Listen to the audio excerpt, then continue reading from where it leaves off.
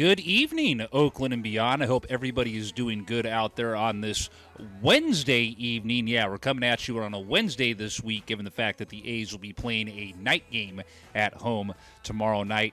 2-week recap edition of the show as well, since we ended up postponing last week's show following the unfortunate death of a friend of the show, or close friend of the show, and close friend who obviously a group we're associated with in Forever Oakland. That is, of course, Juan, the co-founder and co-owner of Lucky 37 over there on Fruitville.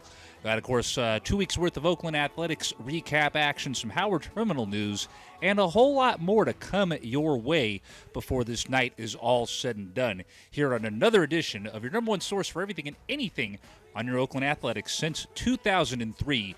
Let's go ahead and get show number 208 of AsFAnRAdio underway. How's everybody doing out there on this Wednesday night? It is the Legally 5150 Cpl Oaktown coming at you from Dub 6 Studios located in the Eastmont Hills of Oakland, California. And based on what you saw from the intro for this edition of the show, the way things are looking as of this point in time, very high chance that I will most likely be doing this entire 2+ hour show solo tonight. Reason being is the main man, the boss man, has a prior engagement going down at this point in time that was already aligned and set up for this point in time several weeks back that he has to address and handle, that's going on at the same time as tonight's broadcast. Now, depending on what time this prior engagement of his ends up wrapping up, he might try to sneak in a call at some point before the broadcast ends up wrapping up, but we'll have to wait and see on that. Otherwise, obviously, if he is not able to join us at some point for this edition of the show, I mentioned to him to just go ahead and throw out something on Twitter and Facebook, sharing his thoughts on a couple of the topics that I'll be discussing on tonight's show. So, there is the possibility that the other half of what's become known as the dynamic duo could join me before it's all said and done tonight. But again, because of a prior engagement that he has taking place on his end, there's a good chance the Corporals are going to be doing this entire broadcast solo. Nothing new. Been kind of getting used to it with the Bear Raid as of the last couple broadcasts with that, giving things going on with my other co-hosts and stuff in their lives on that show, and that's obviously nothing that we're accustomed to here on AsFAnRAdio since I brought the show back a little over going on, 11, 12 years ago now, back in 2011. Something that was envisioned even back during the first run, that it was going to get to the point where one person can operate the entire broadcast, and it does happen from time to time. Y'all know I prefer having a co-host or co-host here to bounce stuff off of, but there's obviously times where stuff like this happens, and only one person is here to steer and operate and blabble about the madness that we will be going down with on some of these broadcasts. So again, possibility Boss could join us, but again, depends on what's going on with what he already had going on his end tonight. One other thing as well before we get into things with this edition of the show, obviously with a lot of the sports topics and teams that we'll be touching basis on in this broadcast, outside of obviously the Oakland Athletics, while those will be 2-week recaps as well for stuff in regards to, for example, Cal baseball, what the Oakland Roots have been up to, and all that. As far as the Down on the Farm report, yes, we will have a Down on the Farm report on this segment of the show since we kind of skipped over it the last time we did things.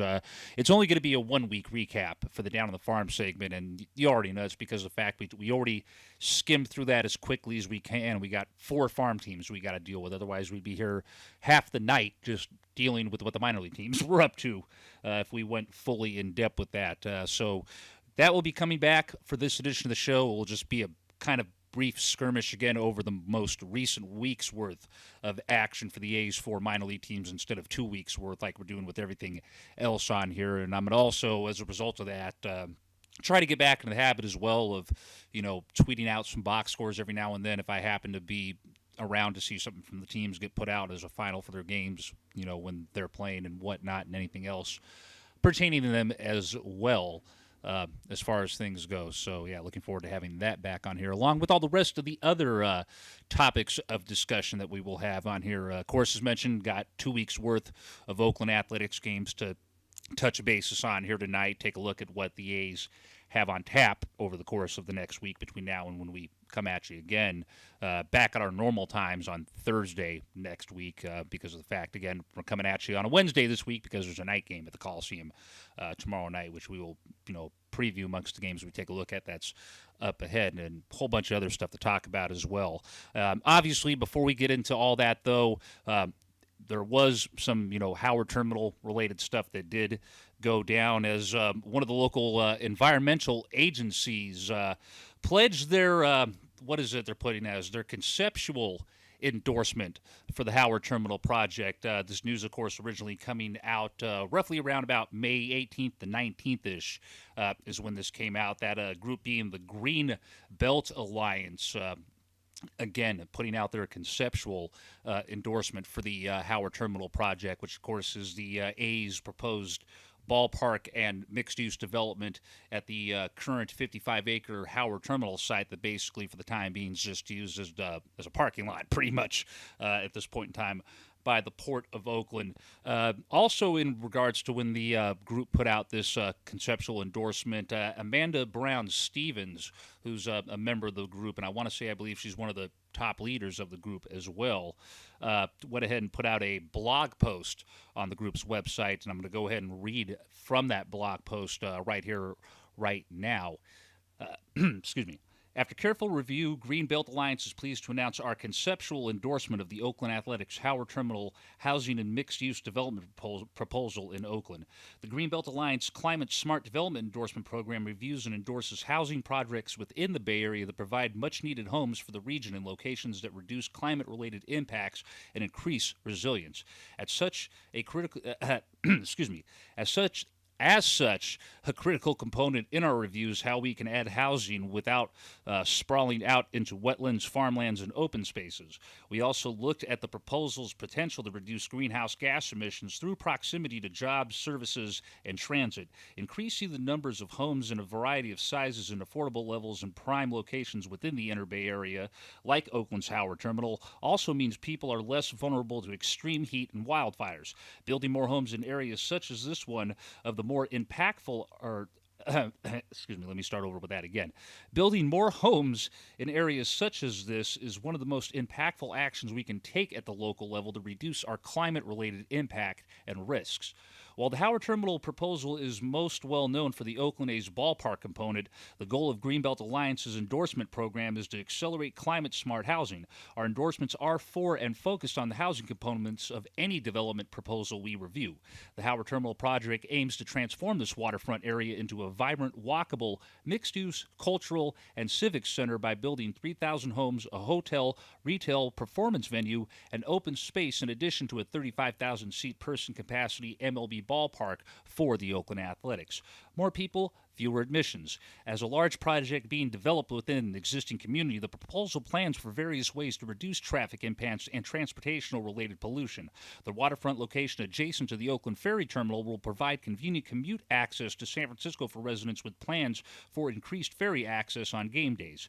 A transit hub will connect to the three closest BART stations, West Oakland, 12th Street, and Lake Merritt, and the plan includes improved pedestrian crossings, protected bike lanes, and widening of sidewalks. Within the actual site, there will be a pedestrian-only promenade, creating a special car-free zone around the ballpark.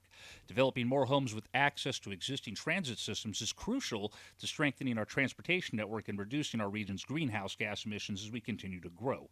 This location, with its proximity to multiple BART stations as well as a ferry service, will provide many more residents with the opportunity to convenient car-free living. While not everyone will choose this lifestyle, many people across both age and income spectrums prefer a neighborhood such as this, living close to service, recreational areas, and transit systems. This type of neighborhood is currently underrepresented in the Bay Area, forcing people to live costly, car-dependent lifestyles. The plan also includes 18 acres of new park and waterfront open space. With public access on non-event game days, the space will serve as a gathering place, strengthening the community building on the Jack London District and the new Brooklyn Basin community, and continue to reimagine Oakland as a waterfront destination. Success in this area can serve as a model for how the Bay Area and California can continue to grow, increasing housing choices for existing and new residents alike. Building for resilience. as we look to build a more climate-resilient region and learn more about climate-related risks, vulnerability to extreme heat is an increasing concern, especially for the elderly and people with underlying health conditions. As part of the Bay Area's unique geography, our coastal and bay-adjacent region enjoys a year-round temperament climate and a significant lower risk from extreme heat as compared to the surrounding communities. These parts of our region are also some of the areas that have, in recent decades, adopted some of the most restrictive limits on growth, pushing much more development into areas increasingly subject to extreme heat. The Howard Terminal location sits squarely in the Bayfront's temperate climate zone. When we have the opportunity to build homes and create neighborhoods for people to live in places like this, we will mitigate an acute climate-related health risk.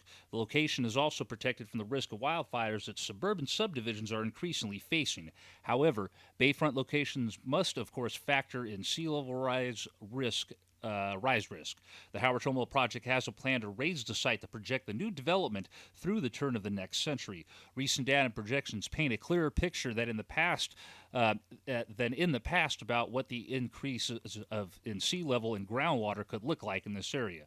With this information, we call on the City of Oakland, the Bay Area Conservation Developmental Commission, also known as the BCDC, and the Athletics Development Team to work closely together to ensure that this project is a model for adaptive urban shoreline development that will increase protections for new residents and existing developments in the surrounding area as well. An investment in inclusive housing. Howard Terminal is one of a limited number of sites built to a neighborhood-scale development within the existing urban footprint of the City of Oakland. The 3,000 homes will be scattered amongst 100 to 600-foot high-rises to maximize the site's potential. Projects at this scale are critical to our region's success to ensure our region's largest cities do not just become wealthy enclaves for existing residents, and that our region's farmland and natural areas are not paved over for sprawl development. This project contributes to meeting the city's ambitious regional housing needs allocation RH&A goals and will provide new homes at variety levels of affordability with a plan for 15% on-site affordable and contributions for permanent affordable homes in other parts of Oakland. Greenbelt Alliance's endorsement is conceptual at this point because the proposal is not finalized and details such as levels of affordability are being negotiated. We encourage the city and the A's to maximize levels of affordability and provide a range of unit sizes that will create a truly mixed income, multi-age community. Along with the benefits of being close to transit and service in climate-friendly zones, Howard Terminal also faces challenges related to its location and reuse. The site sits between the existing active mixed-use community in Jacqueline Square and the Port of Oakland, an important economic engine for the city, the Bay Area, and beyond. Our region's future rests on our ability to invest in climate-smart development while supporting jobs like those at the port critical to our economic infrastructure. We call on the leadership of the City of Oakland, the Port of Oakland, and the A's organization to ensure the investments in Howard Terminal create a new, thriving neighborhood while enhancing the port's future success. What happens next? The proposed projects, prime location, multi-model transportation plan, contribution to climate resilience, and commitment to dense housing will enable Oakland to grow smartly and serve as an example of how to prioritize both people and climate change. Greenbelt Alliance believes Howard Terminal will play a pivotal role in reimagining a more resilient and inclusive Oakland for all residents to enjoy. This is why we're proud to give this project our conceptual endorsement. We hope its approval will inspire cities around the Bay Area to double down on their efforts to grow smartly. The next steps for Howard Terminal include a public hearing on June 2nd where the SFBCDC will dive into the proposal's port designation before making a final decision on June the 30th. Again, that was a blog expert that was typed up by Amanda Brown Stevens, who, of course, is part of the Greenbelt Alliance. And again, just real quickly skimming off the stuff that I went throughout the day in the last couple of weeks, she's very high up there at the top of things when it comes to Greenbelt Alliance. A couple days ago, she was actually interviewed by our good friend Casey Pratt.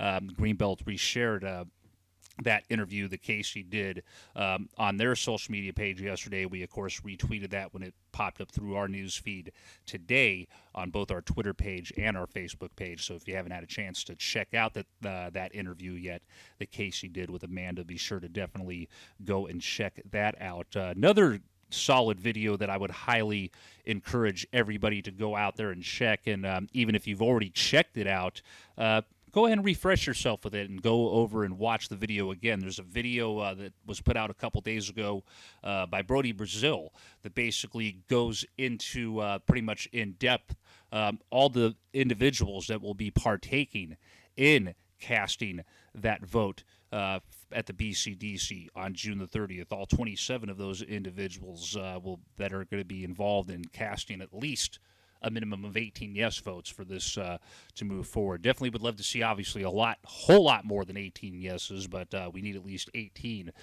for this to move on to the next round of things to go forward. Of course, as mentioned, they still have the whole housing plan and all that stuff that they're still negotiating, the A's in the city, that is, that are negotiating at this time. You obviously also, eventually at some point, will still have to have the binding vote from Alameda County. My guess is they're probably sitting back waiting to see how all this stuff with the BCDC plays out, as well as the negotiation between the A's and the city on the housing and other little finalized things they need to negotiate with the project. And then ultimately, after that, a final binding vote from the city as well before they can ultimately move forward with things. And, they check all those marks and hit that. The whole conceptual idea would be for ground to be broken as early as 2023, next year in February at the earliest. We'll have to wait and see what happens with that. You obviously still got the 3 lawsuits tied to this, which are all still being looked at and discussed and all that as well. Just remember there's a set amount of time that those have to be handled as a result of the various state bills that were passed early on in this process to help mitigate and speed up things in regard to this. And even with all this stuff going down, even though you have a lot of these groups that are coming out and throwing their weight now behind this, you obviously still have, East Oakland Stadium Alliance and others out there that are continuing to basically still hate on this, though now that their tactics and angles are starting to change, as a result of a lot of the news that's coming out that's been starting to kill a lot of, what's been their talking points for the last several months or so. They posted something the other day showing trucks going through West Oakland, and yet again another tweet that backfired on them because the video shows these trucks going through a neighborhood in West Oakland, which is the very thing that we individuals over there don't want to happen anymore. So it's quite hilarious, and that's not the first time, and pretty sure that's not going to be the last time that the East Oakland Stadium Alliance has something like that. One of their tweets post backfire on them. It's notorious. It happens pretty much almost every time they end up putting something out there, just completely backfires. They get ratioed, all that good stuff. So, going to be real interesting to see what kind of direction they're going to try to go in as not only that public meeting on June the 2nd approaches, that's basically, next week. We're a week away, pretty much damn near from that going down, and almost, a month plus several days away from the actual vote that will either determine if this project moves forward or if it ultimately dies, finally, and seals the fate of the A's, ended up bouncing. We already know what we support and favor and have happening, and have shared our thoughts multiple times on where we potentially think this is going to go based on people we've talked to that are in the know and talk to people in regards to this. So it's going to be all real interesting how things over this next month or so plays out. And one other thing I want to make sure to get out there as well, if any of you out there, like myself and others, are planning on going to speak in person at that June the 2nd meeting over at the BCDC offices in San Francisco, be sure to link up with certain individuals out on Twitter and Facebook. You'll be able to find out who those are. They're always putting stuff out there to find out about, a bunch of there's like a whole group of us going out there. So, and it's pretty much a lot of the individuals that make up A's Twitter and various A's personalities and fans from across even Facebook and other platforms as well. A bunch of us been discussing, planning out stuff in the next couple of weeks, basically trying to align all the various talking points we're going to hit on while we're there. So definitely open and welcome to many more to come and join us out there. Just remember, as of course Boss mentioned last show, don't be surprised if the opposition is out there as well, and don't even engage them, don't talk to them, just ignore them, go by them. If something happens, they try to get physical, don't try to get into any sort of physical confrontation with them. They try to, do something with you, do what you got to do to report to who you have to report to at that point. I got to make sure to get a copy of that to get that audio out to the group as well. But definitely check that out. If you happen to go back and check out any of the past editions of the show, check out Boss's final thought from the last edition of the show, which was basically a pointers, I should say, to anybody that's going to be going out there along with myself and the rest of the A's fans that want to make sure and see this project come to fruition, happen.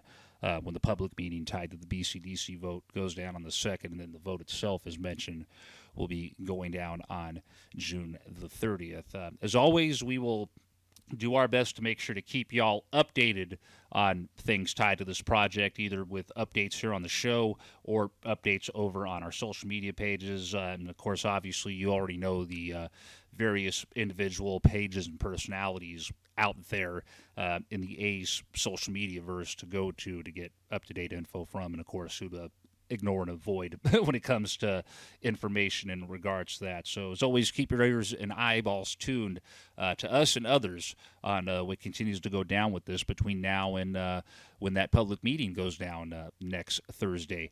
We're not done with the first segment here yet. That's kind of obvious because we still have baseball recaps that we need to do before we get on out of here and move on forward in the show. So those of you that are familiar with things here have tuned in before in the past when we do a 2-week recap edition of the show. That means usually we have 2 series that are thrown in per segment, so that way it covers the whole ground for everything that went down during the course of the last 2 weeks since we last came at you. So we're going to be basically during the next, the remainder of this segment and the next segment, going to be covering all the games that have gone down between March the 13th, which was the day after the last time we came at you, and of course today, which is when we're coming at you here now. And then we'll, of course, in the final segment of the first half of tonight's broadcast, preview the next week's worth of game action that the Oakland Athletics have in store and on tap for them.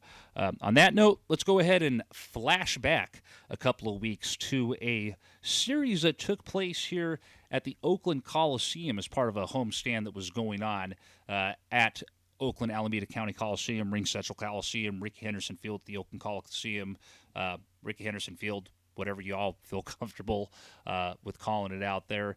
It was, of course, a Friday to begin things with this one. The first of what would be a 4-game set over the weekend in Oakland as 2 AL West rivals would match up in this one. Your Oakland Athletics beginning a 4-game set with the visiting Anaheim Angels. Here's what went down in Game 1 of this 4-game series. The Angels would score first in this contest with 1 run in the top of the 4th and what would be their final run of the contest in the top of the 5th. Your Oakland Athletics, nada, null, noit. Didn't score squat in this one. Goose eggs all across 9 frames to open up this 4-game series as they drop the opening contest on Friday, May the 13th, to Anaheim by the final of 2-0. Anaheim 2 runs, 6 hits, no errors. Oakland, no runs, 2 hits, and no errors in this one. Silseth picking up the win for the Angels, improving to 1-0 on the year, while Jeffries took the loss for Oakland, falling to 1-6 on the year. Iglesias picking up his 8th save of the season in this one. No home runs for the A's, obviously, because they didn't even put up a single run during the course of the contest. The only home run in this one being hit by Velasquez of the Angels. It was his first homer of the year in this one. Jeffries lasted 6 innings. He gave up 5 hits. Both runs, of course, were given up by him. They were both earned. He did have 4 strikeouts, but he gave up 1 home run, and basically, even though you had a good, solid inning from Snead, you had he who shall not be named pitch an inning and shockingly not get knocked around the yard in this one, and then you had Mole pitch the final frame for Oakland in the contest, but just unfortunately another night where the bats, the green and gold, whose batting averages for the most part are floating around, 250 to 220 to 250 range and below, almost across the roster. Something that's pretty much stuck out in a lot of the games that they've lost this year, and that is, of course, the fact that just the offense isn't doing anything. And even when they do stuff, they end up basically wasting the innings and the opportunities in the rare occasions when things like that happen. And pretty much unfortunately was the case in that one. Saturday would see a doubleheader get played at the Oakland Coliseum. Here's what went down in the first game of that doubleheader on Saturday, May the 14th, between the Angels and the A's. Anaheim would draw first blood in that contest, the first game of the doubleheader, we should say, when they would plant the first run of Game 1 in the top of the first inning with a single-digit run. No scoring would be done by either team up until the seventh inning, when the Oakland Athletics would finally get on the board and tie things up with a single run of their own in the bottom of the seventh. The Anaheim Angels, though, would quickly take the lead back in the top of the eighth inning, at the top of the eighth inning with a two-run spot to answer back to the single run that the A's scored in the bottom half of the seventh. The Angels would be held scoreless in the top of the ninth. Your Oakland Athletics, they actually didn't get held scoreless. They would get 3 runs to walk off in this one and defeat the Angels in the first game of a doubleheader matchup on May the 14th, winning by the final of 4-3. Oakland 4 runs, 5 hits, 1 error. Anaheim 3 runs, 8 hits, and no errors. He who shall not be named ended up getting the W in this one, improving to 1-2 on the year. Still has an ERA floating around about the 9-point range at this point in time. Iglesias taking the loss for Anaheim in this contest as he falls to 1-1 on the year. Homers in this one, you didn't have anything hit by Anaheim. You had Barrera go deep for the first time this year, and of course it was a game where Barrera ended up having a mistake go down that cost the A's during this contest, and it was just great to see him be able to redeem himself, hitting that walk-off 3-run homer in the bottom of the ninth to ultimately secure the victory for the A's in the first game of this doubleheader that went down back on Saturday, May the 14th.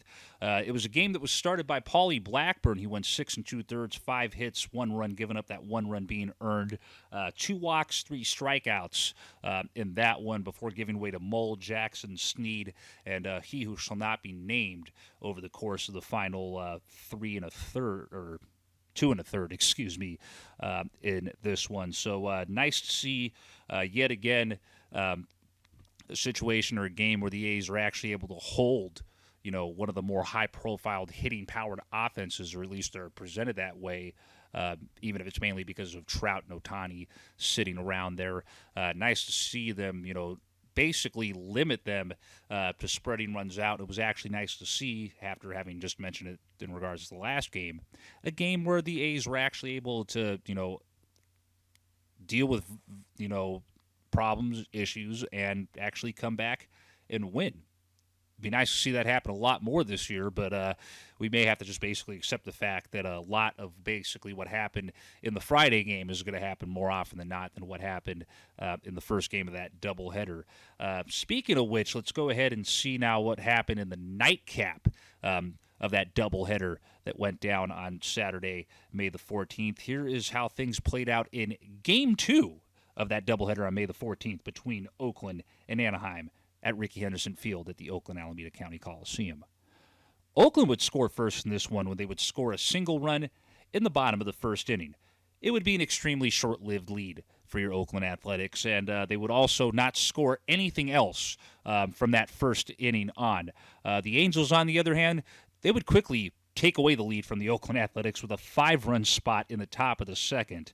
They would go on to add 3 in the top of the 5th inning, and what would ultimately be their final run of the contest in the top of the 6th inning, as the Angels would go on to take the back end of that doubleheader on May 14th, defeating the A's in that one by the final of 9-1.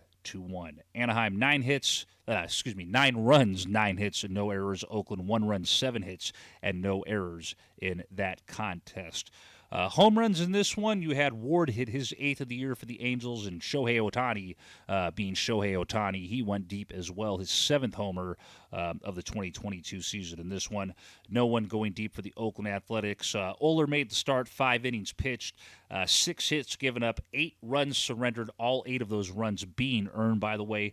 3 walks, 3 strikeouts. You gave up both the long balls that were hit in this one before you had Grin come in for 2 innings and give up an unearned run in this contest. And then Kolarek pitched the final 2 frames of the contest. So just another frustrating game where, unfortunately, you had 7 hits go down throughout the contest, but nothing really that could be, strung together, I should say, to put, anything on the board beyond that 1 run in the first inning. And it was one of those rare times, you had the bullpen give up an unearned run, but you unfortunately have a starter in Oler that, pretty much more often than not when he's gone out there, regardless of, how good the competition is he's facing, get knocked around. And probably the reality is, maybe, unless it's a dire situation, Oler's probably going to need a little bit more time to work on things down there at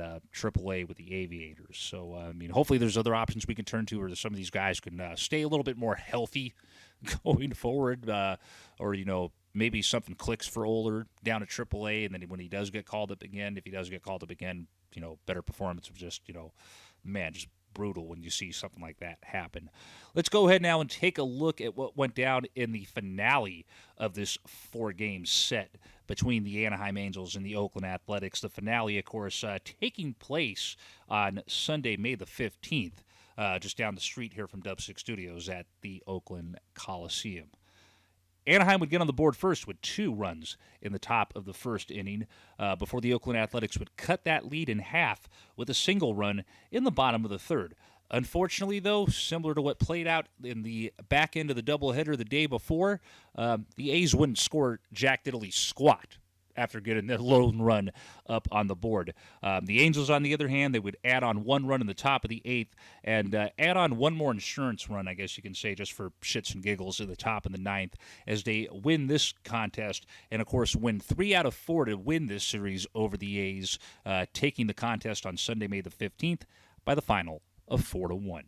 Anaheim, 4 runs, 9 hits, no errors. Oakland, 1 run, 5 hits, and 1 error in this one. Sandoval picking up the win for the Angels. He improves to 2-1 on the year. Frankie Montas taking the loss, falling to 2-3 on the year. Herget picked up the save for Anaheim in this one. Home runs in this contest, Shohei Ohtani being Shohei Ohtani, probably out there pissing off a certain former NFL sideline analyst who apparently graduated from Cal, turned in her degree. In my opinion, she didn't go to Cal at that point. That's, a rant for you to hear and see on another show or another page, but you all know who I'm talking about, Michelle Tafoya. Anyway, Shohei Ohtani hitting the lone ding-dong doodle for the Angels and by either team in this one as he went deep for the 8th time in 2022 in this one. No homers, of course, for your Oakland Athletics. It was actually not a bad start by Frankie Montas. 6 innings, 5 hits given up. He obviously surrendered 2 of the 3 runs. They were both earned. 1 walk. He, of course, did surrender the home run hit by Ohtani, but he struck out 12 in this contest, and it's just been unfortunate because you've seen, basically, from my perception or perspective, from what I've observed in the games that he started and, pretty much the games that he's, lost or, not gotten a decision in, he's suffering from what I used to call back in the day, the Tim Hudson syndrome or the Tim Hudson effect, where you basically, if you wonder what I mean by that, pitch your ass off, don't get any damn run support. Basically, Frankie getting bitten yet again by the Huddy effect in this one. You had Jackson pitch an inning as well. Dangerous Danny Jimenez went 2/3 of an inning in this one, gave up the other run in the contest, and then Puck, Kolarek, and Acevedo wrapped up things out of the bullpen for the A's in this one. So not a good way, unfortunately, to start off this homestand for your Oakland Athletics. They obviously had just come fresh off of taking 4 out of 5 in Detroit, because in case you all forgot, 2+ weeks ago, it seems like it's been way longer than that probably for some of us. We played a doubleheader in Detroit, basically 4 days before the doubleheader against the Angels, one of those games being a home game for the A's because of, games earlier in the year getting switched around and having to be readjusted because of the lockout, canceling damn near the first original 2 weeks of the season. So, you just watched Oakland win 4 out of 5 in that. Granted, you're basically playing a team at that point in time and kind of still at this point in time even now is kind of the doormat of the AL Central, go figure. Hate to say it, not shocked that we lost 3 out of 4 to the Angels. At least at this point in time, they're looking like the real deal, kind of a decent team, one that's at least keeping pace with the Houston Astros, who until they finally show that they're not the top dog anymore in the AL West are still the top dog.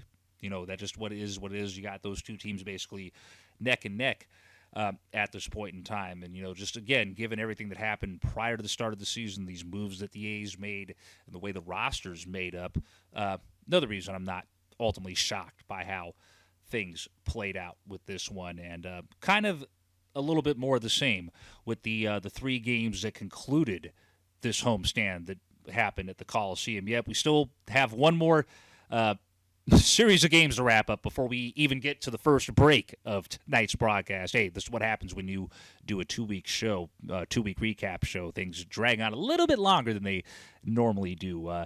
The A's, of course, after that 4-game series against the Angels, would wrap up the homestand with a 3-game series that would play out from May the 16th to May the 18th. Those 3 games, of course, being against the AL Central Minnesota Twins. And we're going to go ahead and look back on what went down with those games, taking a look first, of course, at the first game of that 3-game series, which took place back on, let me make sure I got my days right. There we go. On Monday, May the 16th. Minnesota would score first in this one when they would score the first run of the contest in the top of the 3rd inning. Your Oakland Athletics would tie the game up with a single run in the bottom of the 4th. And unfortunately, you should already know where I'm going to be going with this one. Same thing for the 3rd game in a row. Get 1 run on the board at some point in the game, not do a damn thing the rest of the way out. After getting that 1 run in the bottom of the 4th, the A's would put up goose eggs on the running scoring side of things from the 5th inning on. The Twinkies, on the other hand, they'd get a single run to retake the lead in the top of the 5th, and then would add on 1 more run before it was all said and done in the top of the 6th as they take the first game of this 3-game series with Oakland by the final of 3-1. Minnesota 3 runs, 8 hits, no errors. Oakland 1 run, 4 hits, and no errors in this one. Cano picking up the win for the Twinkies, improving to 1-0 on the year. Lowe takes a loss for Oakland, falling to 2-2 on the year. Duffy picking up the first save of the year, his first save of the year, I should say, for the Twins in this one. Home runs, nothing done by the Oakland A's in this one, while over on the Twins side of things, the lone ding-dong doodle that was hit out of the yard was by an individual that used to be a backstop for the Yankees for many years, and of course during the last several years of his New York tenure was often tied to a lot of trade talk, and that even included, one of the possible trades or landing destinations for one former Oakland Athletic first baseman, Matt Olson. Obviously talking about catcher Gary Sanchez. He hit his 3rd homer of the year for Minnesota in this one. Lau was mentioned, of course, getting the loss for the A's in this one, 4 1/3 in his pitching stats in this one. 5 hits given up, 2 runs, both those runs being earned. 2 walks, 2 strikeouts. He didn't surrender the lone home run that was hit in this one. That was Acevedo who gave up that homer alongside 2 strikeouts in an inning and a 3rd. And then you had Puck, who shall not be named, and Grimm each pitch an inning during the final 3 frames of this one. So again, pretty much of the same that we've been seeing in games for the most part this year when our beloved green and gold does end up getting handed an L. Games where they're not scoring much of anything. They do get hits, but they're basically spread out throughout the course of the game, or when they do get hits, they can't string anything together to bring any runs in because it's a team that, they have hit some long balls, but they're not showing, consecutive, power, power threats up and down the lineup like we're accustomed to with a lot of these A's teams that we've grown up and watched in past years. We've seen obviously that they're trying to manufacture runs a lot more, but just so far kind of really hasn't played out that much. Though you do have occasions where, hey, this team does get lucky, and that would end up being the case in the middle game of this 3-game series between Oakland and Minnesota. That game, of course, going down on Tuesday, May the 17th, down the street at the Oakland Coliseum. Oakland would score first in this one when they would get their first 2 runs of the game across in the bottom of the 4th inning. Over the course of the 5th and the 6th inning, though, the Twins would tie the game up with a single run in the top of the 5th, and then they would tie up the game, of course, with a single run also in the top of the 6th. Fortunately enough for your A's this time, the roles would be reversed, and from the 7th inning on, it would be the Twins not scoring, and the A's actually being able to do something instead, as the A's would retake the lead for good with their final 3 runs of this contest in the bottom of the 7th inning to get a victory on a Tuesday night at the Oakland Coliseum over the Minnesota Twins by the final of 5-2. Oakland 5 runs, 11 hits, 1 error. Minnesota 2 runs, 7 hits, and no errors in this one. Jackson picking up the win for the A's. He improves to 1-1 on the year. Winder taking the loss for the Twins. He falls to 2-2 on the year. And the individual that one of our followers, he's going to have to tweet out who he is. I've just, so much stuff going on. I forgot who it was that initially put it out there. But the individual that has been anointed by us and followers of this show as Dangerous Danny Jimenez, pretty evident by now in some of these other games that I'll recap that you can see that he's obviously now the de facto closer for your Oakland Athletics. Dangerous Danny picking up save number 7 when it was all said and done in this one for the A's. Home runs in this contest, you had both teams hitting homers in this contest. Gary Sanchez went deep for the 2nd game in a row for his 4th homer of the year. Lewis also went deep for the Twins in this one, hitting his 2nd of the year. One Oakland Athletic went deep in this one, that being Kevin Smith, as he hit his 2nd home run of 2022 in this one. The start in this one for your A's was made by James Cpl. He went 5 1/3, 4 hits given up, 2 runs surrendered, both those runs being earned. 1 walk, punched out 6. He did give up 2 long balls during the course of his outing in this one before you had Mole, Jackson, and, of course, Dangerous Danny come out of the bullpen to finish off things in this one.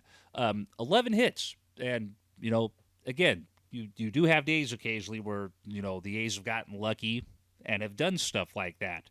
And, of course, it was a situation where they were actually able to string hits together, because look at that. Only one of those 11 hits was a home run. Everything else had to be, set up and manufactured by this offense because, at least up to this point in time they're at right now, again, they're not showing the home run prowess that we're accustomed to with green and gold teams here in Oakland. Well, would the Oakland Athletics be able to get a series victory in the finale of this 3-game set, or would the Twinkies be getting the last laugh when it was all said and done, and would they be the ones walking out of the Coliseum with a series W? Let's go ahead and find out what went down in the finale of this 3-game set between Minnesota and Oakland. Again, a contest that went down back on Wednesday, May the 18th. The Twins would open up the scoring in this one with a 3-run spot in the top of the 1st inning. Your Oakland Athletics would cut into that lead with a single run in the bottom of the 1st inning. Both teams would each score single runs in the 3rd inning, with the Twins adding on to their lead with 2 runs at the top of the 4th and a 5-run spot in the top of the 6th. Your Oakland Athletics, the rest of the way out, were only able to manage 2 runs during the final 3 innings, 1 run in the bottom of the 7th, and their final run being scored in the bottom of the 8th. The Twins would add on 3 runs just for the hell of it in the top of the 9th in this one, as this contest ends in a football score. 2 touchdowns for one team, 2 safeties for the others. The Minnesota Twins getting the W and, of course, winning the series after taking this contest by the final of 14-4. Minnesota, 14 runs, 14 hits, 1 error. Oakland, 4 runs, 12 hits, 1 error in this one. Sonny Gray, if you didn't know, the former Oakland Athletic, former New York Yankee, former Cincinnati Red, is now a Minnesota Twinkie.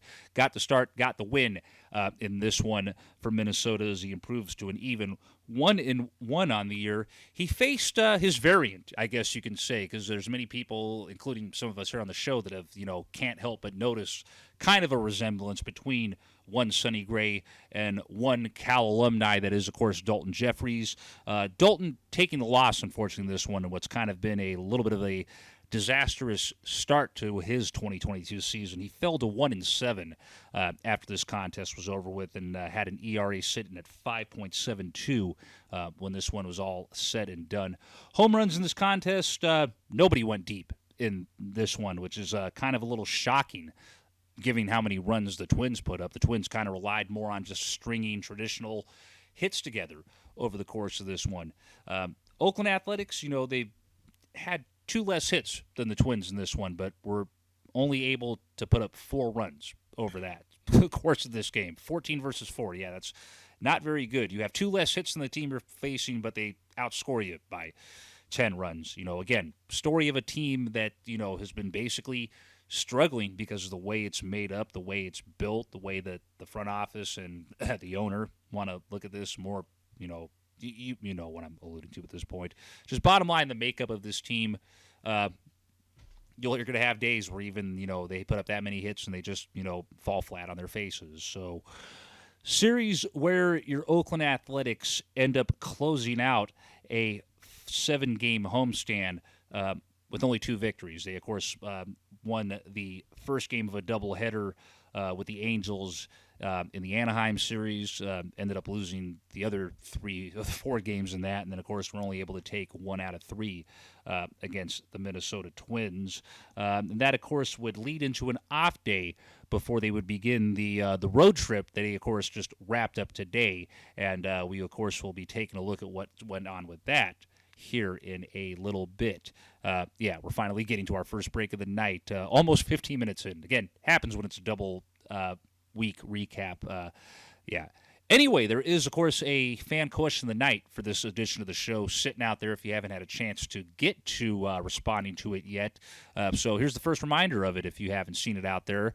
Make your way over to either facebook.com/AsFAnRadio or at As_fan_radio on Twitter and submit your response to the fan question of the night. Yours truly, of course, will read those responses to the fan question during the final segment of tonight's broadcast, which will be at some point later on in the evening, depending on how long this drags on with the whole 2-week recap stuff. The fan question of the night for this edition of the show is we just want to hear your general thoughts on anything Oakland Athletics related over the course of the last 2 weeks. That could be stuff tied to what I mentioned and discussed in regards to Howard Terminal, things coming up with the BCDC vote, or just how the A's have played over the last couple weeks. Anything related to Oakland Athletics over the course of the last 2 weeks. That is the fan question of the night for this edition of the show. Again, facebook.com/AsFAnRadio or at As_fan_radio to get those responses in. Look for the post or tweet that says fan question of the night. There'll be a quoted post or tweet right under that. Click on that and submit your responses right there. And again, hey, I'll read those responses at the end of the final segment of tonight's show.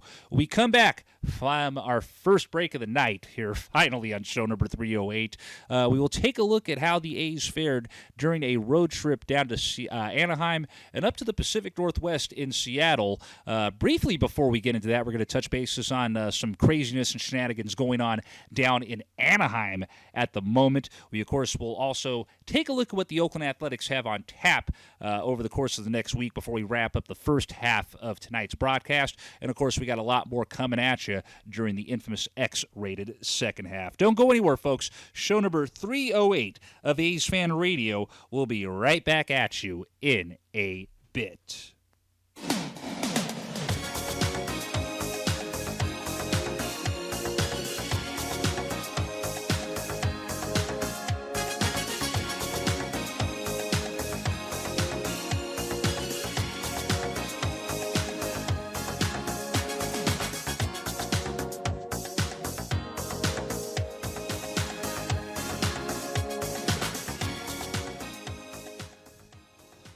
And welcome back, ladies and gentlemen. It is, of course, a 2-week recap of Oakland Athletics baseball and a whole lot more coming at you on a Wednesday night. Again, we're coming at you, of course, on a Wednesday this week because the A's will be playing a night game at the Coliseum tomorrow night as they begin their most recent homestand here in Oakland. We'll, of course, be previewing that during the upcoming segment of the show. That's not this segment, but the segment that will come after the next break of the night here. Show number 308, your number one source for everything and anything on your Oakland Athletics. A's Talk, of course, from the fans' point of view since 2003. It is AsFAnRAdio. This is, of course, Cpl Oaktown coming at you from Dub 6 Studios in the Eastmont Hills of Oakland, California, where I wake up and go to sleep to having a view of the Coliseum every morning and every night. And most likely 80 to 90% chance that I'll be solo for this show, as mentioned, or obviously if you're just now tuning in to the broadcast. Bossman had a prior engagement that he already had attended to and lined up tonight that's taking place at the same time as the show is going on. He said, depending on how long that goes, he might try to make an effort to call in, but more likely than not, it's going to be just my cuckoo barrel ass coming at you for this entire broadcast. And let's go ahead and continue to get that broadcast going on down the road here. Before we get into that, however, of course, wanted to mention, and I thought I had the image put up on here. I'm trying to figure out where the hell I put it at in the broadcast. Just give me a second here. Obviously, we still got a road trip that we got to look at here. There we go. I was trying to figure out where the bloody hell it went, and it is there. So some of you may be aware of it. Some of you may not be aware of it, depending on how much and how frequently y'all follow things on social media. But last couple of years, the Angels have been trying to ultimately figure out their situation, what they're going to do, and pretty much everything's been floated around over the course of the last almost decade down there.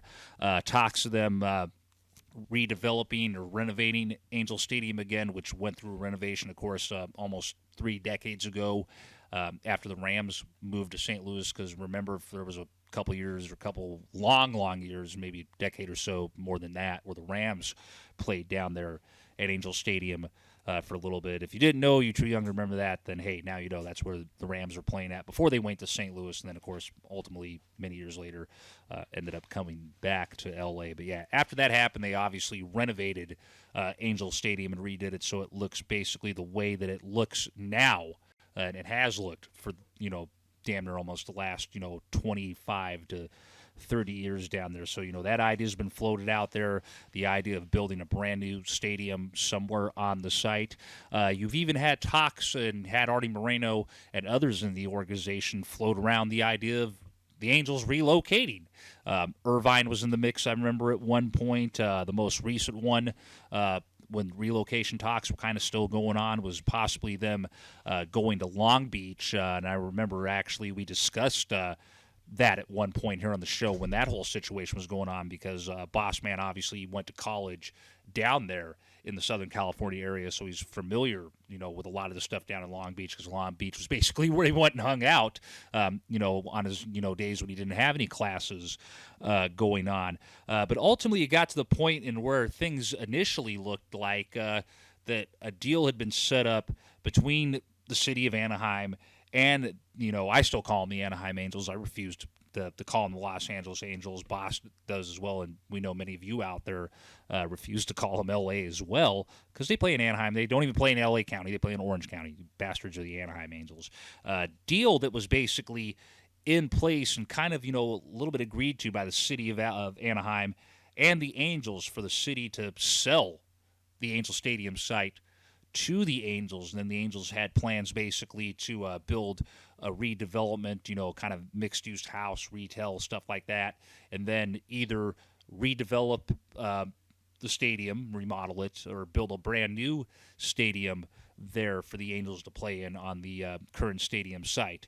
And a lot of that basically came crashing down with a bang over the weekend, as basically it turns out that the the mayor of Anaheim, behind the scenes, apparently was trying to do a whole bunch of stuff and sent a whole bunch of documents and whatnot to the Angels, as basically kind of, almost a bribery type tactic to try to see if he could secure, contribution funds basically to his reelection campaign that he had planned in November.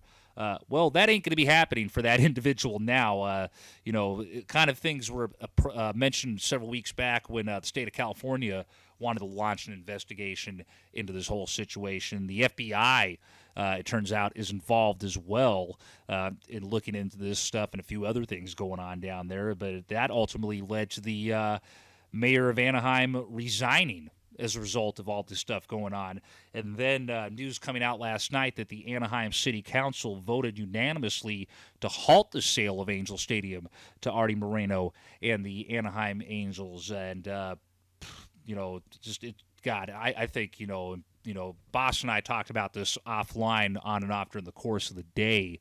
And this is a situation me and him feel is about to get real ugly down there. You had a lot of individuals in the Anaheim City Council who kind of, didn't want, this deal to basically even happen to begin with. It felt that, different ways should have been done with it, or different, things should have been done or approached with it, or even looked into other aspects with it. And apparently there wasn't a single supporter of the project to be seen or heard at this city council meeting that went down in Anaheim last night. There was a statement released via Maria Garvey, who's the spokeswoman for Artie Moreno and his management company, in regards to the Anaheim City Council vote that killed the Angel Stadium sale. The statement, of course, it's quoted as saying, "We are disappointed by Anaheim City Council's action last night regarding the stadium land sale. Since the beginning, we've negotiated in good faith, which resulted in a fair deal. We are currently exploring all of our options." Now, what could they mean by that? Could they mean possibly, who knows? In my eyes and in Boss Man's eyes, that means pretty much, anything could be on the table. They could be trying to, start this whole process over again to acquire the Angel Stadium site. Definitely opens up the possibility of relocation coming back into the picture again. So, definitely don't be surprised, that could end up happening. So don't be surprised to see Long Beach come into play. Don't know if Irvine will come back in. I see, anything beyond Long Beach possibly, being maybe Inglewood, because of the fact of what you got there now with SoFi Stadium, the fact you got the Clippers getting ready to put a new arena in place over in that area as well.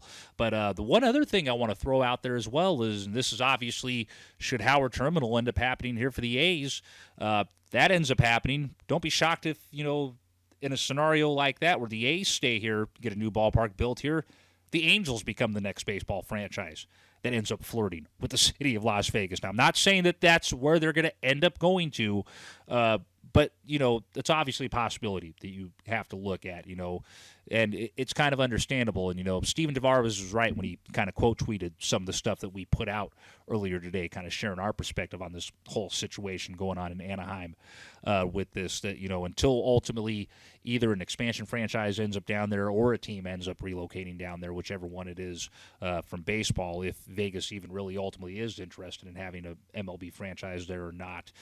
Vegas is basically going to be used the way Los Angeles was used for so many years by the NFL, or, even how Portland was kind of used by MLB in the 70s and the 80s to entice stuff to happen in cities to get stuff done, or the franchises would end up being moved. But ultimately, regardless of what direction the Angels end up heading in, I ultimately feel, and this is kind of the vibe I get from Boss as well from talking about this, and this is kind of the reason why I'm, kind of sucks he wasn't able to join us tonight, because I'm pretty sure you all would love to hear his take on this. But pretty much the impression we getting is, barring some sort of miraculous miracle to try to, get this, deal restarted and, going in a direction that works for everybody, with, post all this crap that happened and came to light over the weekend and the last couple of weeks, and kind of got all kicked off a few months ago when Rob Botana initially wanted to halt this whole thing from going down. I feel ultimately, when this whole thing is said and done, the Angels won't be in Anaheim post 2029. And 2029, in case y'all are wondering why I'm mentioning that year, that's when the current lease for the Angels expires in that stadium.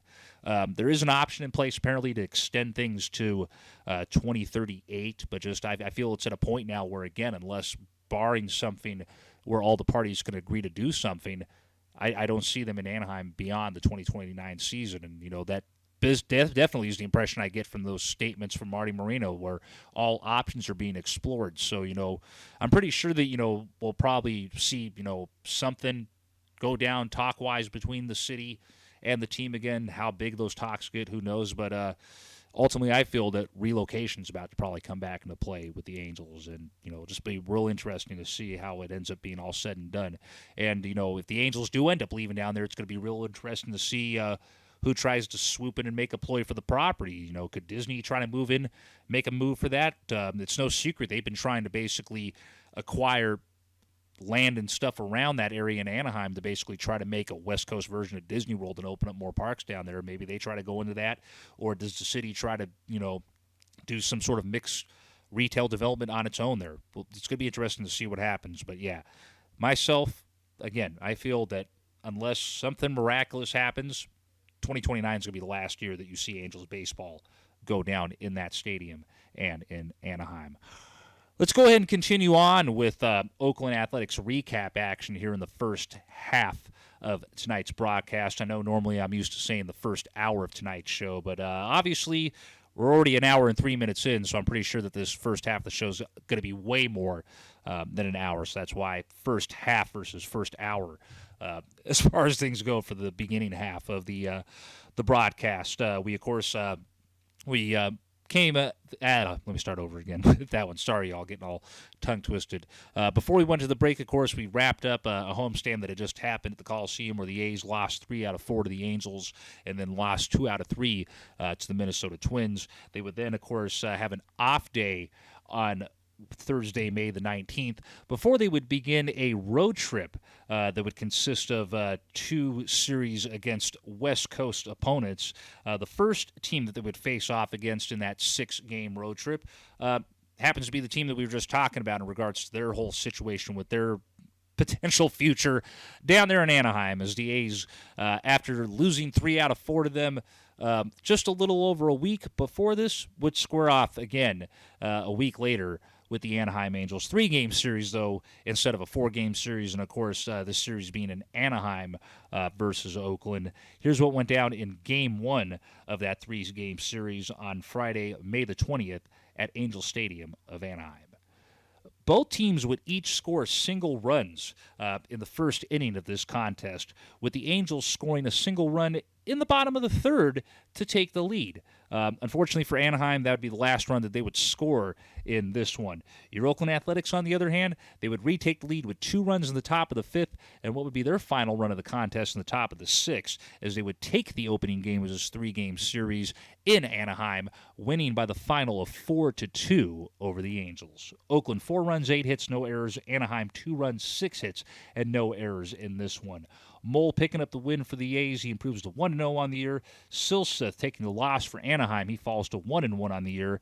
Dangerous Danny Jimenez picking up his 8th save of the year for the green and gold in this one.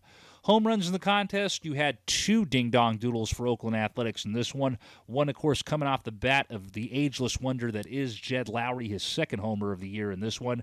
You also had Brownie, a.k.a. Seth Brown, go deep for the 4th time as well in this one. No homers for Anaheim in this contest. It was a start for Paul Blackburn, kind of a short start for him in this one, as he only went 4 2/3 in the contest. 6 hits given up, 2 runs surrendered, both of those runs being earned. 2 walks, 5 punch-outs, no homers given up in his innings of pitching in this one. You had Mole ultimately come on for an inning. He, of course, ended up with a win. And then, of course, you also had Jackson, Puck, and Dangerous Danny each pitch an inning apiece during the final 3 innings of this one.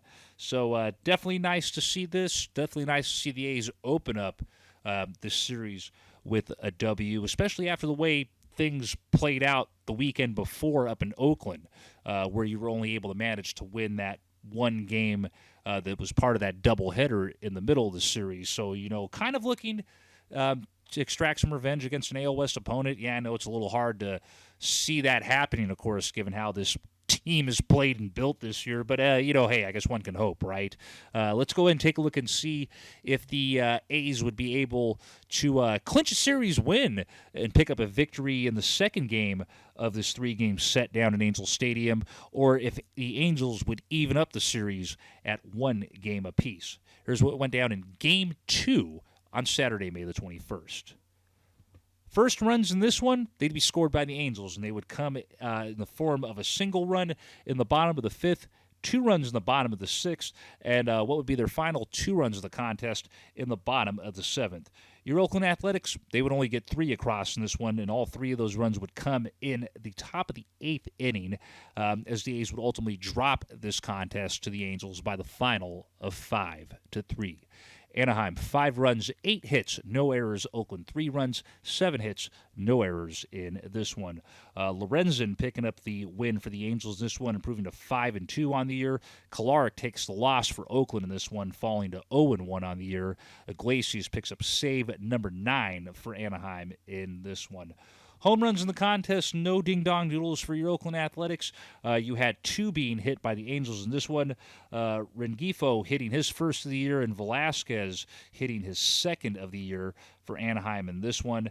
Short start for Frankie Montas. He only went an inning and 2/3, and that was ultimately because of a ball that ricocheted off of his hand that was hit back up at him during the second inning. He's still day-to-day and recovering from that incident at this point in time right now. He only lasted, again, an inning and 2/3 in this one as a result of that 1 hit given up and 2 strikeouts before he ultimately got pulled because of the fact that his hand wouldn't stop shaking. It was swelling up. He had numbness in the finger, so kind of a smart move to obviously not risk any potential further damage to that.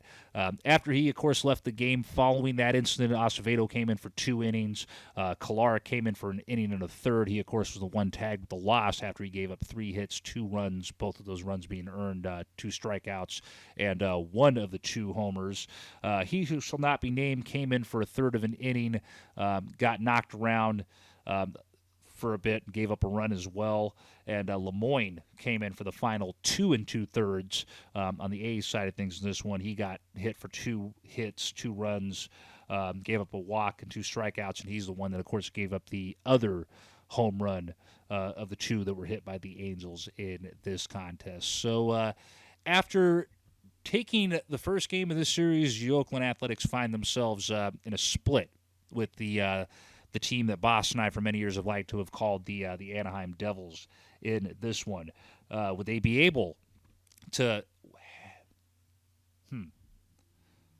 want to make sure that I did open up the right one and I didn't open up the box score for the Sunday the week before. Okay, there we go. Just want to make sure. Would your Oakland Athletics be able to secure a series victory to close out this 3-game set in Anaheim, or would the Angels be the ones to hold up the W when it was all said and done? Let's go ahead and find out now what happened in the finale of this 3-game series at Angel Stadium in Anaheim, literally just kind of almost, a mile away from Disneyland, between the Anaheim Angels and your Oakland Athletics. The Angels would score first in the final game of this series on the 22nd of May with 1 run in the bottom of the first, 1 run in the bottom of the second, 1 run in the bottom of the fifth, and ultimately what would be their final run of the contest in the bottom of the seventh. Your Oakland Athletics would only get 1 run across during the entire 9 innings of this one. That lone single run coming in the top of the 8th as the Angels secure the game W and the series W in this one, winning by the final of 4-1. Anaheim 4 runs, 10 hits, 1 error. Oakland 1 run, 4 hits, and 2 errors in this one. Sandoval picking up the win for Anaheim, improving to 3-1 on the year. Swervin Cole Irvin, who was making his first start after coming back from being on the IL for a bit, would end up with the loss in this one. He falls to 2-2 on the year, and Iglesias picking up his 10th save of the year for the Angels in this one. No home runs for your Oakland Athletics. You had 2 by the Angels in this one, and it was usual suspects from the Angels lineup hitting them.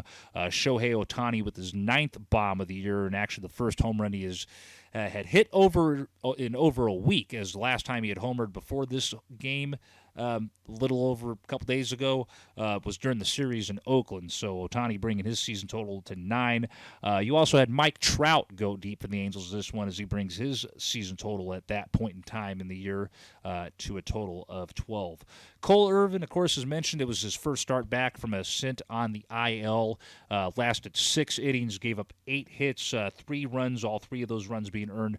2 walks, 4 strikeouts. He surrendered one of the 2 long balls, and then Grimm came in to pitch the final 2 innings for the A's in this one. 2 hits, 1 run given up, that 1 run being earned, 1 walk, 1 strikeout. And he, of course, gave up the other home run in this one. So kind of basically, and unfortunately for your green and gold, same scenario that played out a weekend prior up in Oakland. Granted, 1 game less, didn't have a doubleheader, but again, you only managed to get a single win against an AL West opponent, and obviously,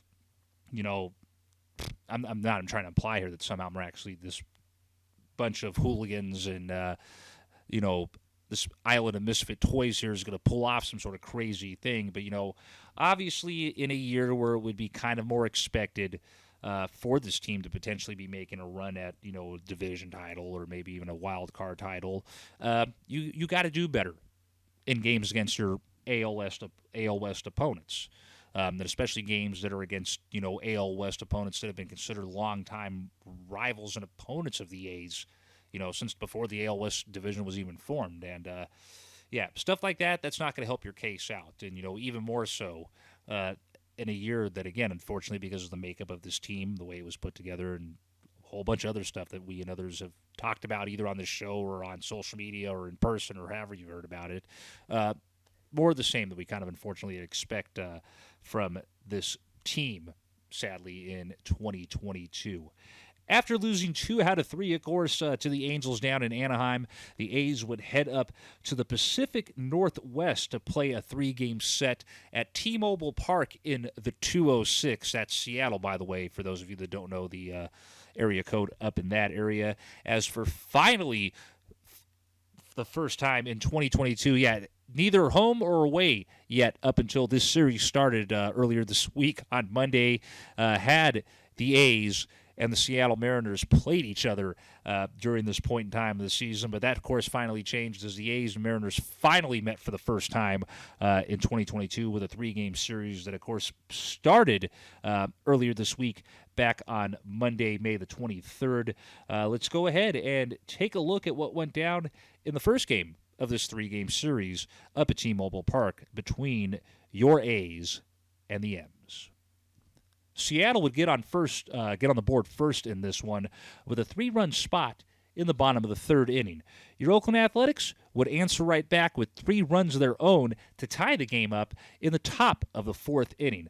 Unfortunately, the A's pitching staff would not be able to have a shutdown inning in the bottom of the 4th, as the Mariners would score 2 runs to retake the lead in the bottom of that 4th inning. They would then also go on to add on 2 more runs in the bottom of the 5th.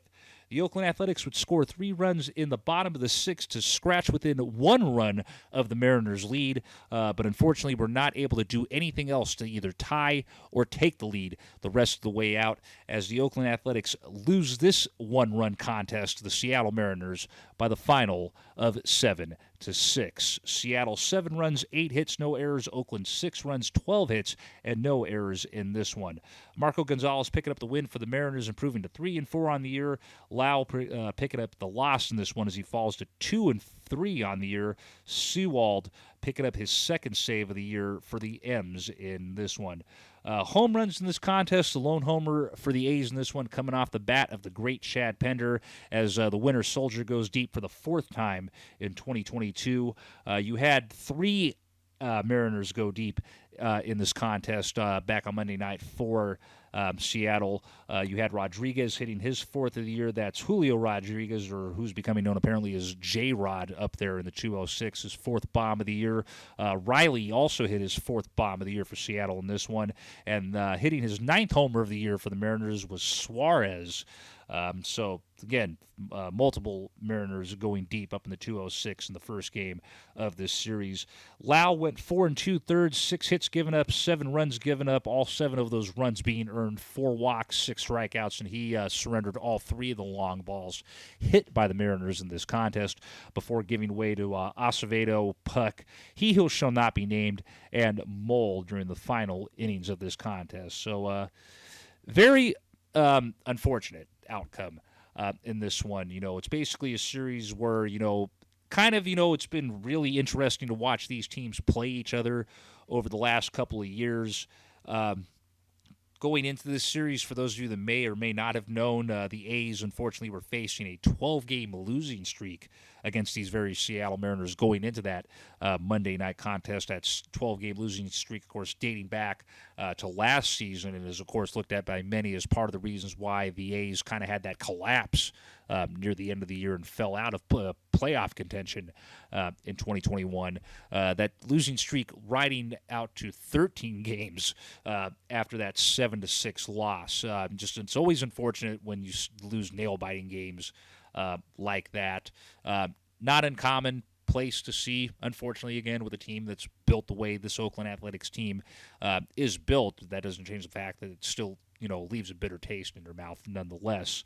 But again, a losing streak riding out to 13 games following that loss on Monday, which kind of ties things up with some losing streaks in Oakland franchise history that also reached 13 games. I believe there was a point in time you had a 13-game losing streak against the Rangers and one against the Orioles, both of those happening at points in the 70s for the franchise. But, you're heading into the territory where one more, and that's going to be the new franchise record for, a losing streak against an opponent, over a certain stretch of time. So, definitely would be real nice to see the Oakland Athletics avoid some unwanted history.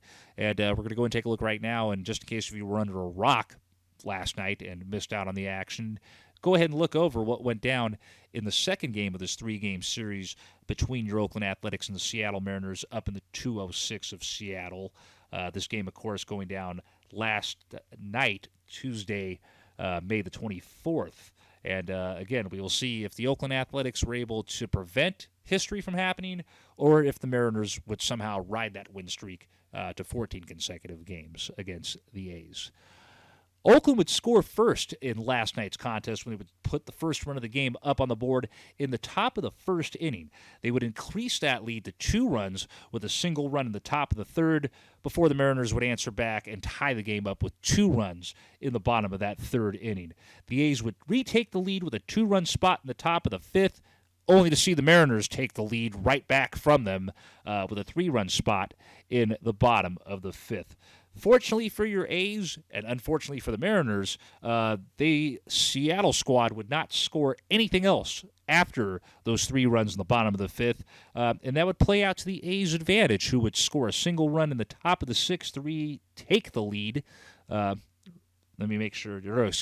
Score a run in the top of the sixth to tie the game up at 5-all, and then, of course, would take the lead for good with a 2-run spot in the top of the seventh, which, of course, means the losing streak against Seattle does not ride out to 14 games. It ends at 13 as your Oakland Athletics were victorious over the Seattle Mariners last night in the 206, winning by the final of 7-5. Oakland 7 runs, 13 hits, no errors. Seattle 5 runs, 9 hits, and 1 error in this one. Mole picking up the win for Oakland as he improves to 2-0 on the year. Miswiski taking the loss for Seattle, falling to 0-1 on the year. Dangerous Danny Jimenez continuing to prove why us and others feel that he's the option to keep a closer for this point in time. Dangerous Danny picking up save number 9 on the year in this one. Home runs in the contest, another one for the ageless wonder that is Jed Lowry, his 3rd bomb of the year in this one. You also had Elvis Andrus go deep for the 2nd time this year for Oakland in this contest. Julio Rodriguez accounted for the lone home run hit for Seattle in this one, that one being his 5th homer of 2022 in this affair. Starting this one was made by James Cpl. 5 innings, 7 hits given up, 5 runs surrendered, all 5 of those runs being earned, 1 walk, 3 strikeouts, and he, of course, gave up the lone homer that was hit by Julio Rodriguez of Seattle.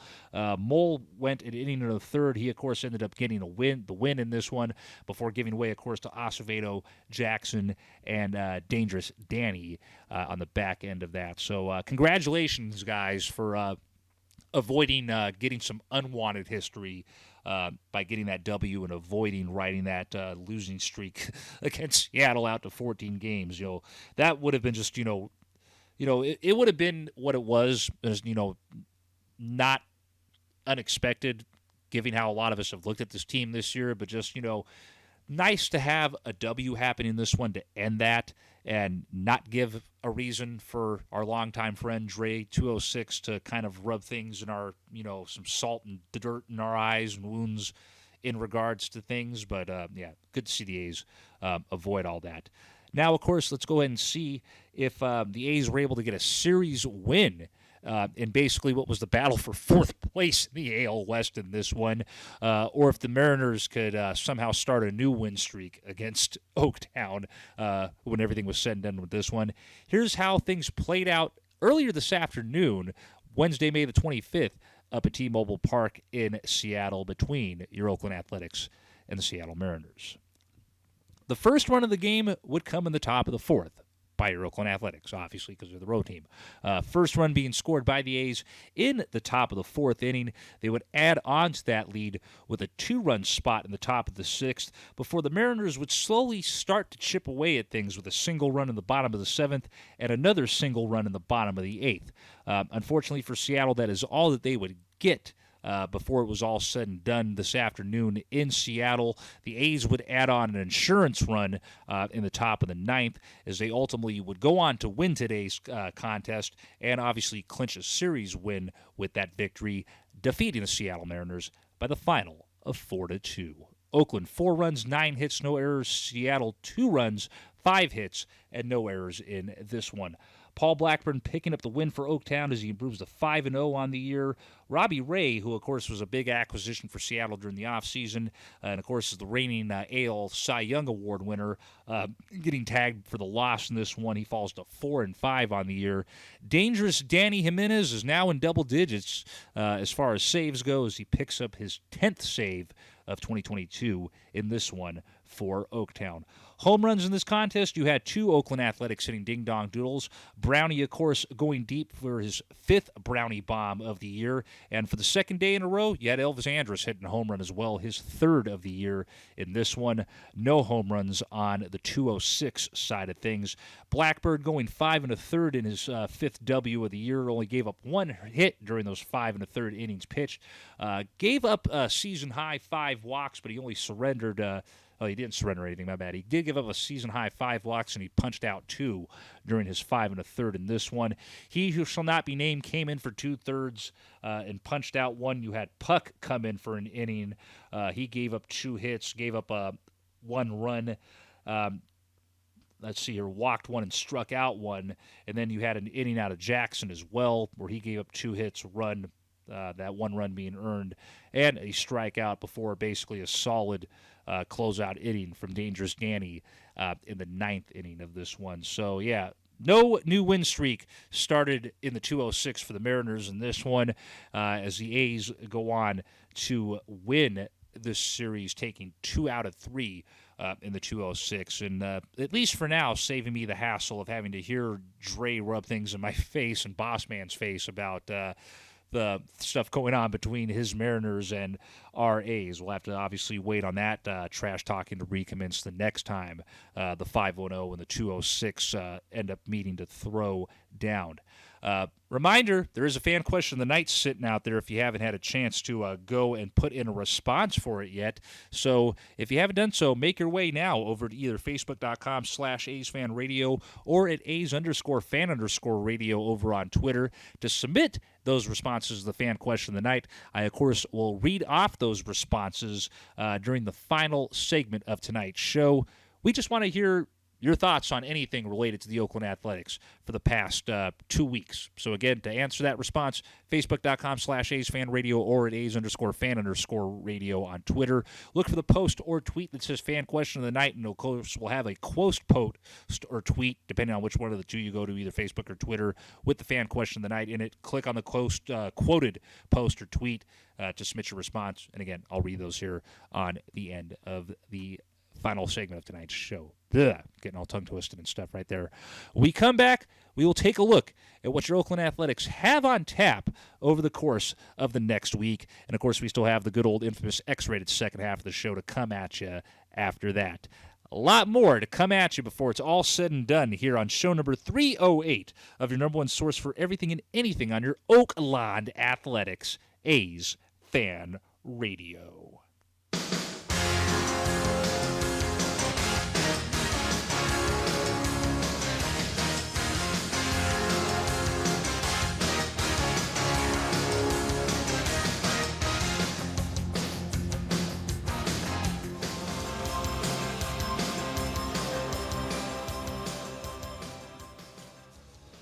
Welcome back, ladies and gentlemen. We're almost ready to finally wrap up the first half of what's going to obviously be a 2+ hour edition of your number one source for everything and anything on your Oakland Athletics. A's Talk, of course, from the fans' point of view since 2003. It is show number 308 of A's Fan Radio. Legally 5150 Cpl Oaktown coming at you solo from Dub 6 Studios in the Eastmont Hills of Oakland, California, as Bossman had a prior engagement already slated that's going down tonight, basically right now during the same time frame that we're doing the show. He said he would try to sneak a call in maybe at some point if he can. It's almost, it's basically after 9:30 right now, so my guess is depending on even if things are done with that or once it's wrapped up, he's probably going to end up having to go and handle things and do stuff with the boss lady and the boss family. So we will wait and see if he does join us, but again, most likely it's going to be just me coming at y'all for this edition of the show.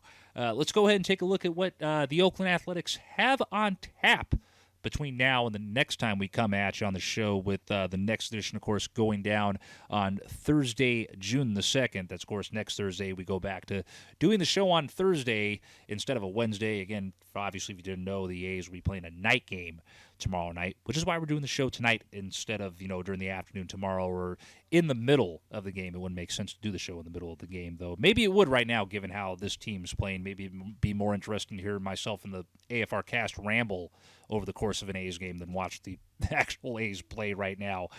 Oh, man. Your Oakland Athletics coming back into town to begin a homestand that will last basically over the course of the next week or so here.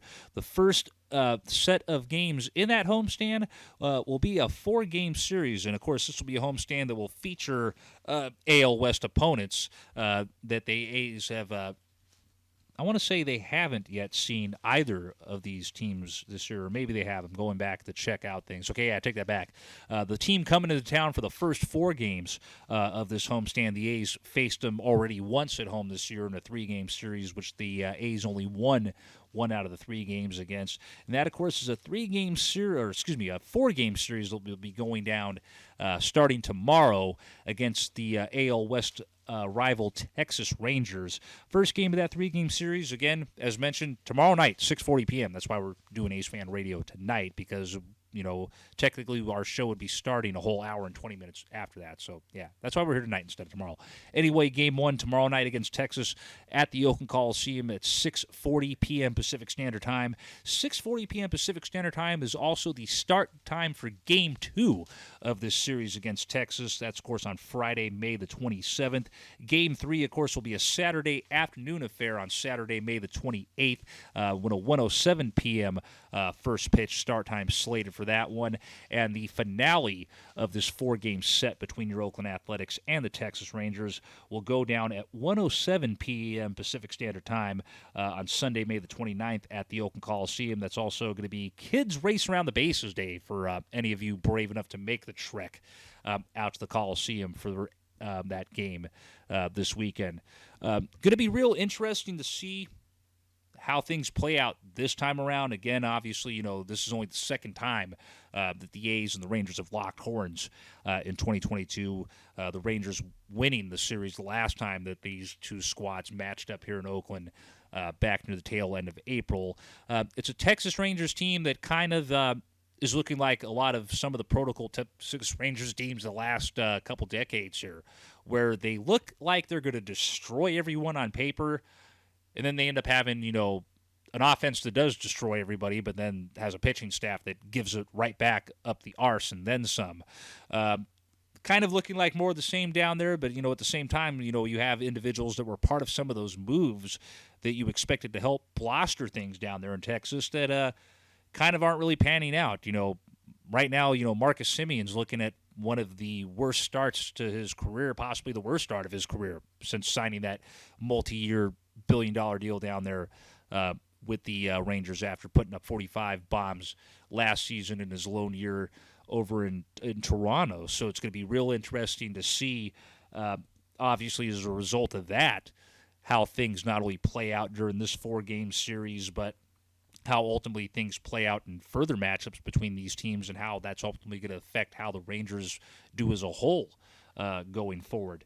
I'd like to see a split. I'll be fair.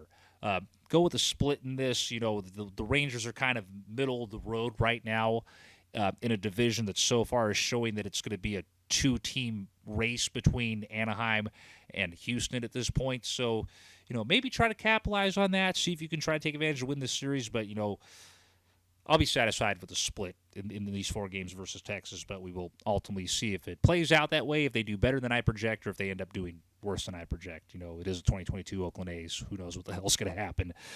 After that 4-game series with the Texas Rangers wraps up, the A's will close out the homestand with a 3-game series against the other team from Texas, as for the first time this year, the A's and the Astros will square off. First game of that 3-game series will go down next Monday, Monday, May the 30th. It will be an afternoon start, 1:07 p.m. Pacific Standard Time, because, of course, that's Memorial Day over here and pretty much everywhere else in the U.S. So 1:07 p.m. start for the first game of that series on Memorial Day, May the 30th. The second game of that series between your Athletics and the Astros will be a 6:40 p.m. Pacific Standard Time start on Tuesday, May the 31st. And, of course, the series will close out things to open up the month of June as the finale of the 3-game set between Oakland and Houston will go down on Wednesday, June the 1st at 12:37 p.m. Pacific Standard Time over there at the Oakland Alameda County Coliseum. Again, first time these teams have matched up this year. Obviously, Houston's pretty much doing what they've been doing since, they finally kind of came into their own after many years of struggling when they first moved over to the division, regardless if that's been by natural causes or because of cheating or, whatever it is, mind you do that. Until they obviously show signs of falling off, they're the dog that runs the yard in the AL West, regardless if you want to admit it or hate on it or whatever you want to do with that. That's just the unfortunate truth at this point in time. Going to definitely be real interesting to see how this A's squad handles this Houston Astros team.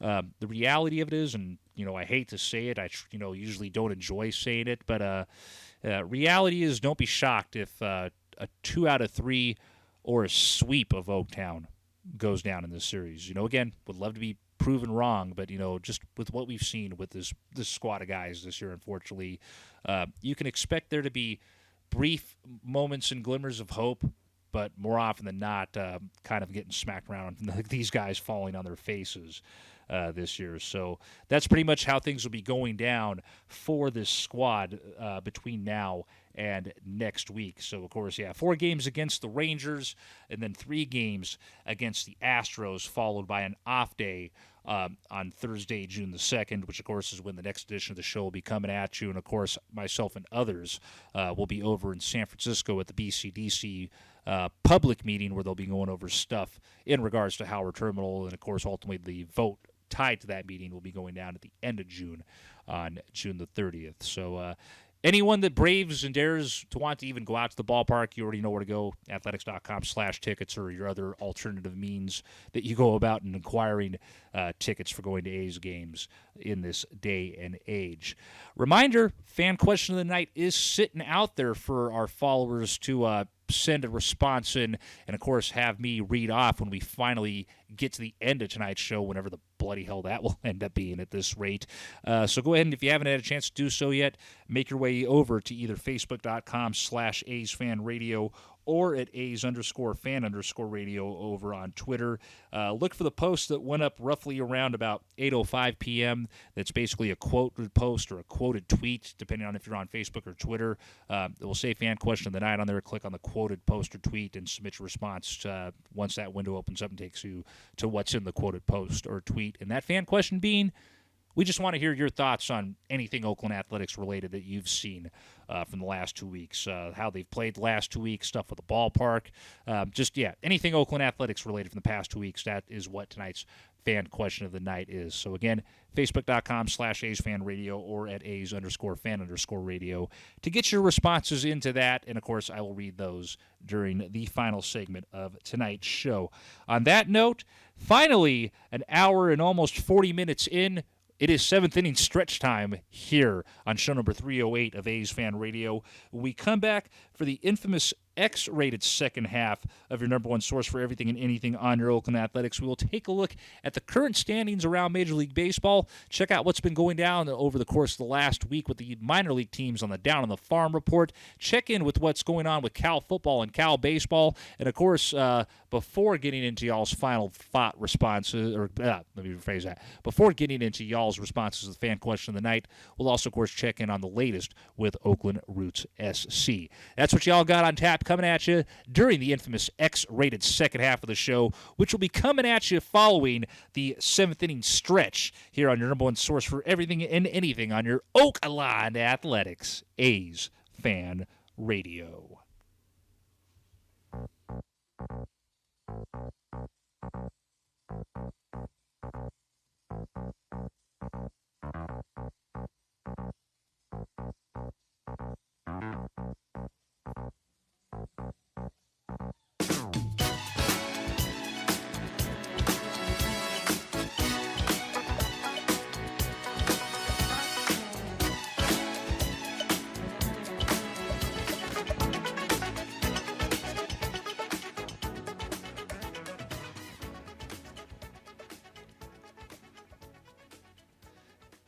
Yeah, if you haven't figured it out by now, I basically have thrown together a whole bunch of instrumentals of songs from various eras that you may or may not recognize. So if you haven't caught on yet, yeah, that's what's going on as far as things go with the soundtrack for this edition of AFR. And speaking of which, welcome back, though, ladies and gentlemen, as I almost, screw up names and announcements and all that. Welcome back, ladies and gentlemen, to what, of course, we historically refer to here as the infamous X-rated second half of your number one source for everything and anything on your Oakland Athletics. A's talk from the fans' point of view since 2003. It is, of course, show number 308 of A's Fan Radio. Legally 5150 Cpl Oaktown coming at you solo for this one, and most likely solo for the entirety of this one. I'm, of course, checking in from the location that is Dub 6 Studios in the Eastmont Hills, just overlooking Eastmont, the Deep East, and, of course, the home currently of your Oakland Athletics over there at Rickey Henderson Field at the Oakland Alameda County Coliseum. Boss man with a prior engagement that's going down basically at the same time that the show's going on right now, which is why he's not here with me. It's possible small chance that maybe he'll pop in, but given that we're creeping up on 10 o'clock here in just under 15 minutes, highly likely, most likely that it's going to be, just me dealing with y'all here tonight. So let's go ahead and, on that note, move on into things in the infamous X-rated second half of the broadcast as we, of course, begin things with how we've historically, at least since I took over doing the show back in 2011, have led off the infamous X-rated second half. And that's, of course, at least during the season when it comes to the infamous X-rated second half. And that is, of course, by taking a look at how things are shaping up right here and right now with the current standings around the great sport that we follow that our beloved baseball team plays in, that is Major League Baseball. As always, we start off checking in things with the standings by checking in over in the American League, because the American League is, of course, the league that your Oakland Athletics play in. And that, of course, means, as always, we lead off checking in with how things are shaping up at this point in time in the A's division, starting off, of course, first with the AL West, which I will have here for y'all in a bit as soon as it loads from MLB.com. I just love how in this day and age, technology always wants to take slower than it should at times. There we go. Currently, right now, as we stand at things here with the AL West, and obviously with all the rest of the standings as we get into them here in a bit, right now in the AL West, it is the Houston Astros sitting on top with a record of 29-16. The Anaheim Angels are in the second spot with a record of 28-18. The Texas Rangers, who, of course, come into town to begin a 4-game series starting tomorrow night, sit in the middle of the division right now with a record of 19-23. Your Oakland Athletics, who just wrapped up basically winning the battle for fourth place in the division after taking 2 out of 3 against Seattle, are currently 19-27, and the Seattle Mariners, after losing the battle of fourth place to your Oakland Athletics, currently sit in fifth place in the AL West with a record of 18-27. Let's go ahead and bounce around the rest of the AL right now and see how things are going around in the rest of the league at this point in time. Over in the AL East, it is the New York Yankees sitting on top with a record of 31-13. That's currently the best record in the AL. And just to look over things right now with the rest of the divisions, that's also currently the best record in all of baseball at the moment. The Tampa Bay Rays are in the second spot in the East with a record of 26-17. The Toronto Blue Jays are in third with a record of 23-20. The Boston Red Sox, who looked like a while ago, at least when we checked in with you 2 weeks ago, looked like that they were about to be falling by the wayside and probably about to die off in battle for the bottom of the division with the Baltimore Orioles. They kind of have turned things around. 7-3 during their last 10-game stretch to bring their record up to 20-23. Yeah, they're 3 games under 500, but looking a lot better than they did a couple weeks ago. 3 games under 500 and fourth currently in the AL East. And rounding out the bottom things of the AL East, kind of expected, of course, at 18-27 are the Baltimore Orioles. Finally, to wrap up the standings in the American League at this point in time, over in the AL Central, the Minnesota Twins are on top with a record of 27-17. The Chicago White Sox are 4.5 back of them right now in the second spot at 22-21. The Cleveland Guardians are third with a record of 18-22. The Detroit Tigers are fourth right now with a record of 15-28.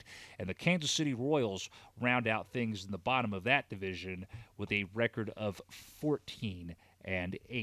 So kind of as I've alluded to most of the night, it's really right now still a 2-team race in the AL West between the Astros and the Angels. Still going to be real interesting to see if Texas somehow gets into that or not. Just really crazy. Boston, I thought Seattle was going to, have their hat in the ring and be in the mix for the division this year. So far, Seattle's playing out like Dre expected them to play out. And kind of unfortunately, we already know how the story goes with the Oakland Athletics. People in the Bronx, people that are either longtime fans or bandwagon fans of them, and even, my roommate who's a longtime fan of them, which is still crazy given the fact that the roommate's from Oakland.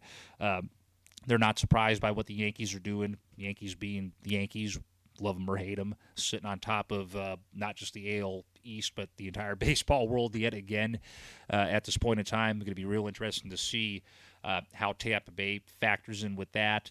If Toronto's still going to make some noise, it'll be real interesting to see if Boston's able to play their way back into things, having been on a bit of a skid up until 10 games ago, and then, like I said, winning 7 out of their last 10 contests. So going to be real interesting to see how things play out with the East as everything goes on.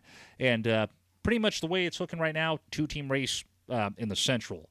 Going to be real interesting to see if the White Sox just let the Twinkies, hold on to that spot, or if the White Sox make some noise ultimately at some point in time and switch hands in regards to that. So we'll have to see how things play out with that as the year goes on.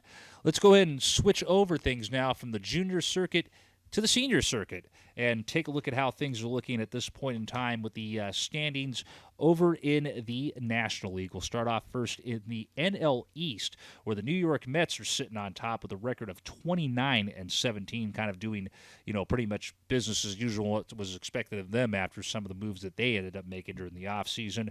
The defending world champion Atlanta Braves are in the second spot currently with a record of 21-23. The Philadelphia Phillies are third with a record of 20-24.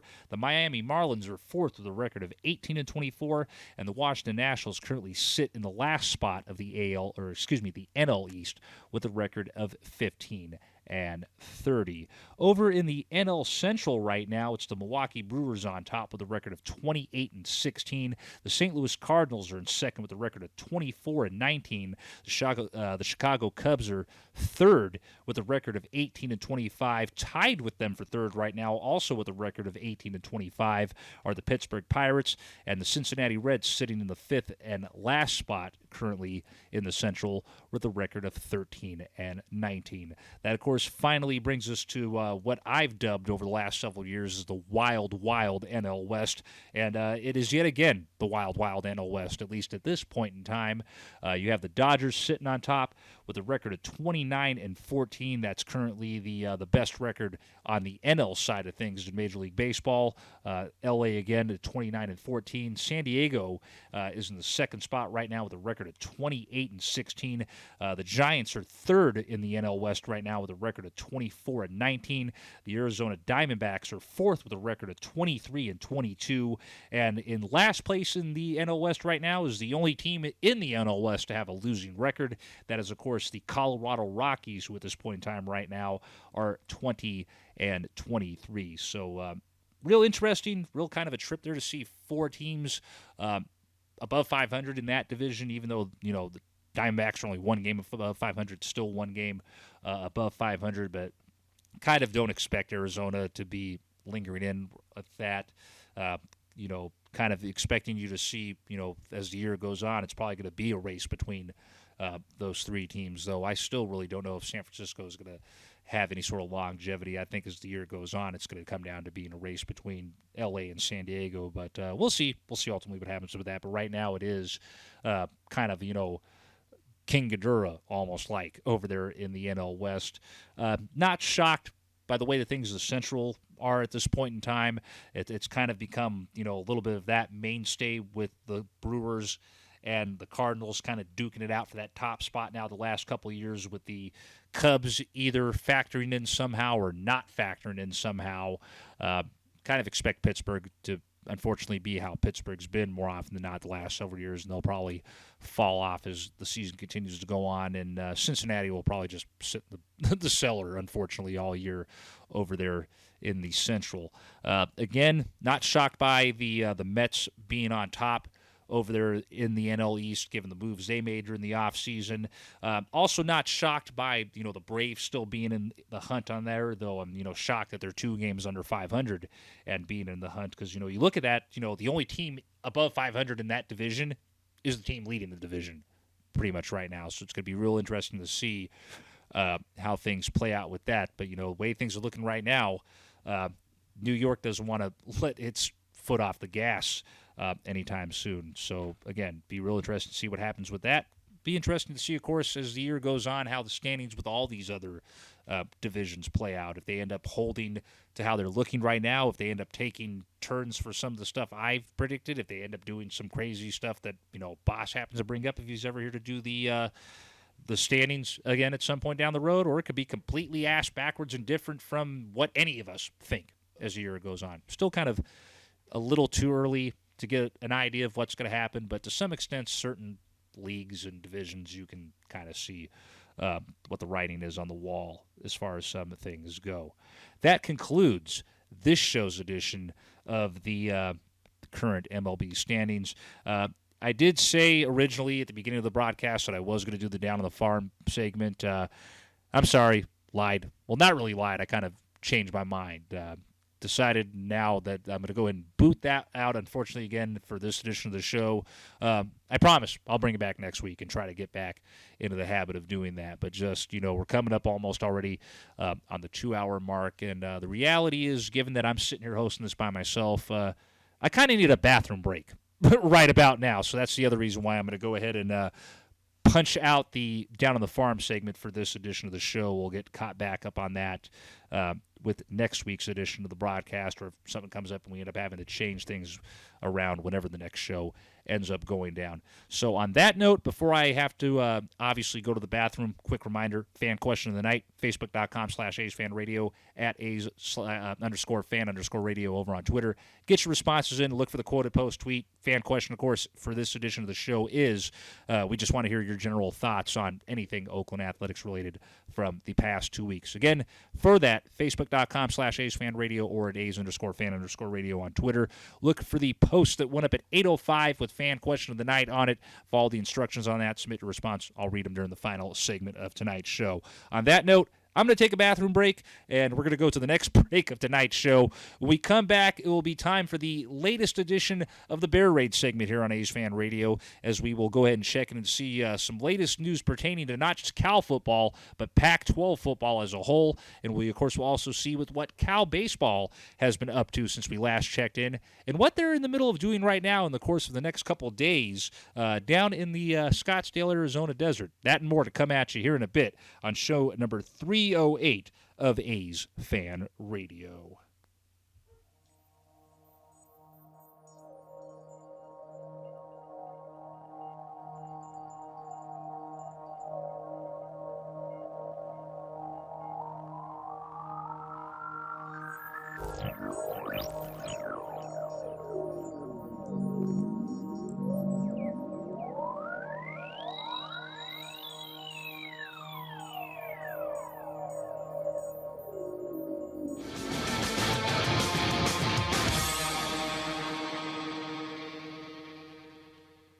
And welcome back, ladies and gents, wherever you are tuning in from on this Wednesday night, where I'm coming at you, of course, from Oakland, but you may be tuning in from anywhere out there, Oakland, the greater East Bay, the greater Bay Area, beyond, other side of the planet, the moon, Death Star, if that exists somewhere in a galaxy far, far away. Yeah, probably not make many of y'all laugh with that one. Or maybe I did, I don't know. Mrs. is looking over here at me right now like, you moron, I can't believe you went there with that one. But, yeah, I did. Welcome back, ladies and gentlemen. It is show number 308 of your number one source for everything and anything on your Oakland Athletics. A's talk from the fans' point of view since 2003. Talking about, of course, none other than A's Fan Radio. Legally 5150 Cpl Oaktown. Coming at you solo for this edition is the other half of the dynamic duo. The boss man had a prior engagement go down at the same time as tonight's broadcast that prevented him, unfortunately, from joining us. So we'll be checking out for him to be on the next edition of the show. And again, my apologies for skipping over the Down on the Farm segment. I actually was looking forward to checking in and seeing what the minor league teams were doing. But again, I've kind of been having my eyeballs float there for almost an hour. So I'm sorry, I needed to go. And it was kind of, either that or run the risk of, having exploding, issues with the bladder before the show was over with. So I decided instead to obviously take a bathroom break and do that. Yeah. TMI, my bad, but yeah, it is what it is. Anyway, let's go ahead and continue on with things during the second half of the show as we, of course, check in on things with this show's edition of the segment edition of the Bear Raid presented by Tightwad Hill, which, of course, also is the name of a podcast as well, for those of you that somehow don't know. Yeah, I also run and produce and co-host a Cal-themed podcast of the same name as the segment you're turning into right here. Of course, that podcast starting as a segment here on this very show idea that I kicked around for almost a decade with my boy Tad and a couple others up on Tightwad Hill, and then we finally actually made a Cal fan ran podcast reality near the end of 2020.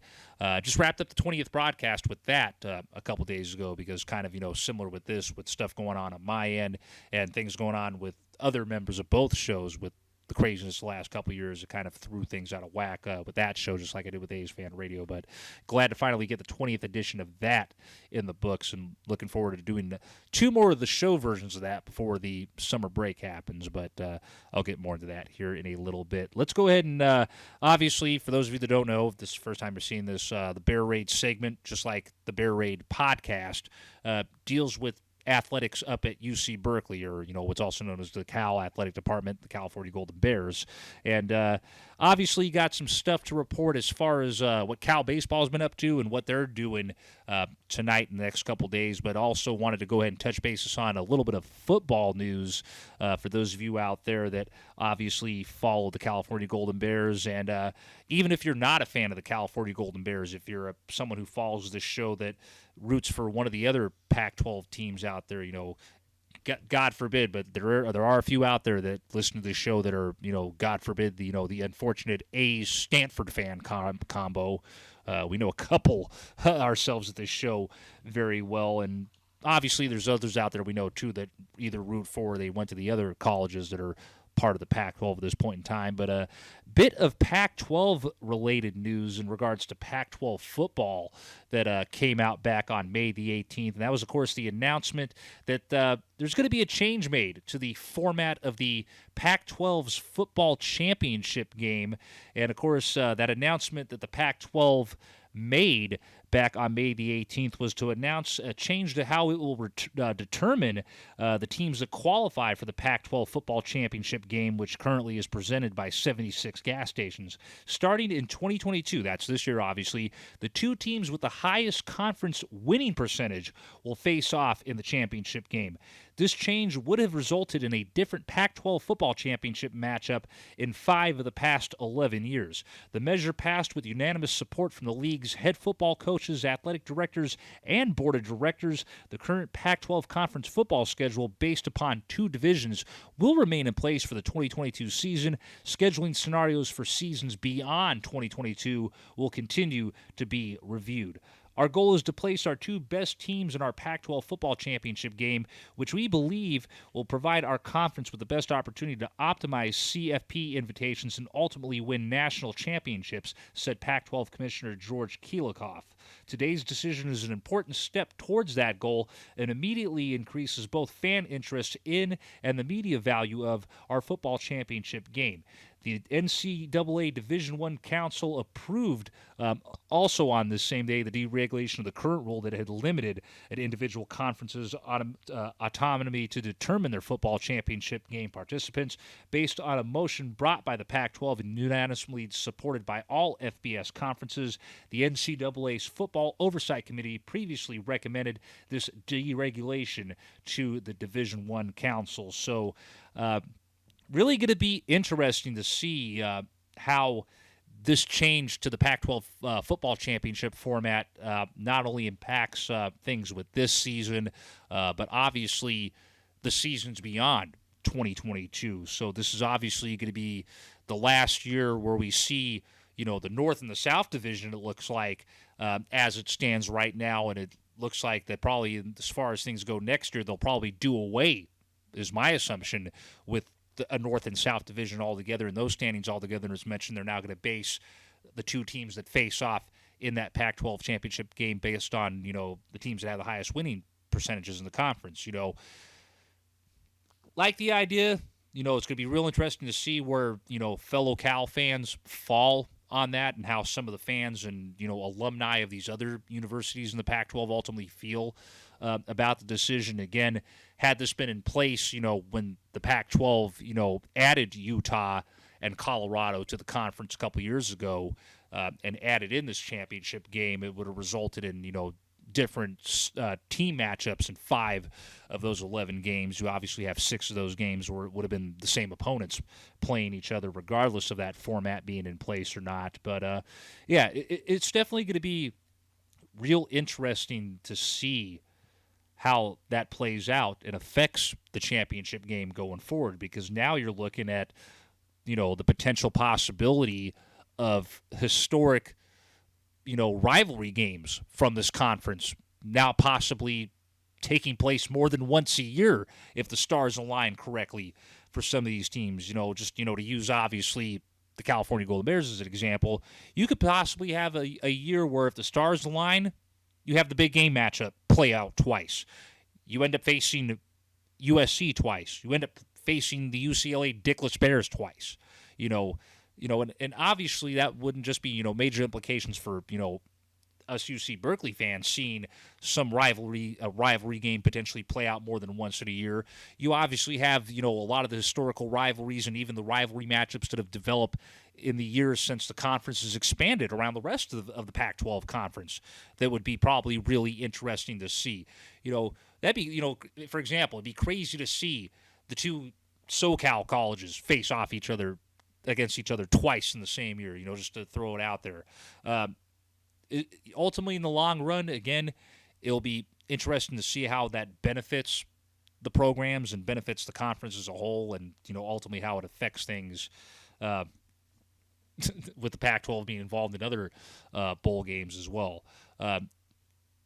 Maybe, it's always great to hope, and, a lot of us go into every year with Cal football hoping that this is finally that year where they win the Pac-12, they at least finally get to the Rose Bowl, or they get a high-tier bowl game, and, more often than not, they end up being prototypical lovable losers that they have been for a lot of their recent memory. But, hey, you never know. Maybe something like this could change the ways and the fortunes of the Bears. It'll be interesting to see if that's the case or not this year. But, yeah, one way or another, regardless its impact on Cal and just its impact overall on the Pac-12, it's going to be real interesting to see how this change in format to the championship game sticks, and if they end up ultimately sticking with that, or if something else goes down in a couple of years and they decide to change it all again.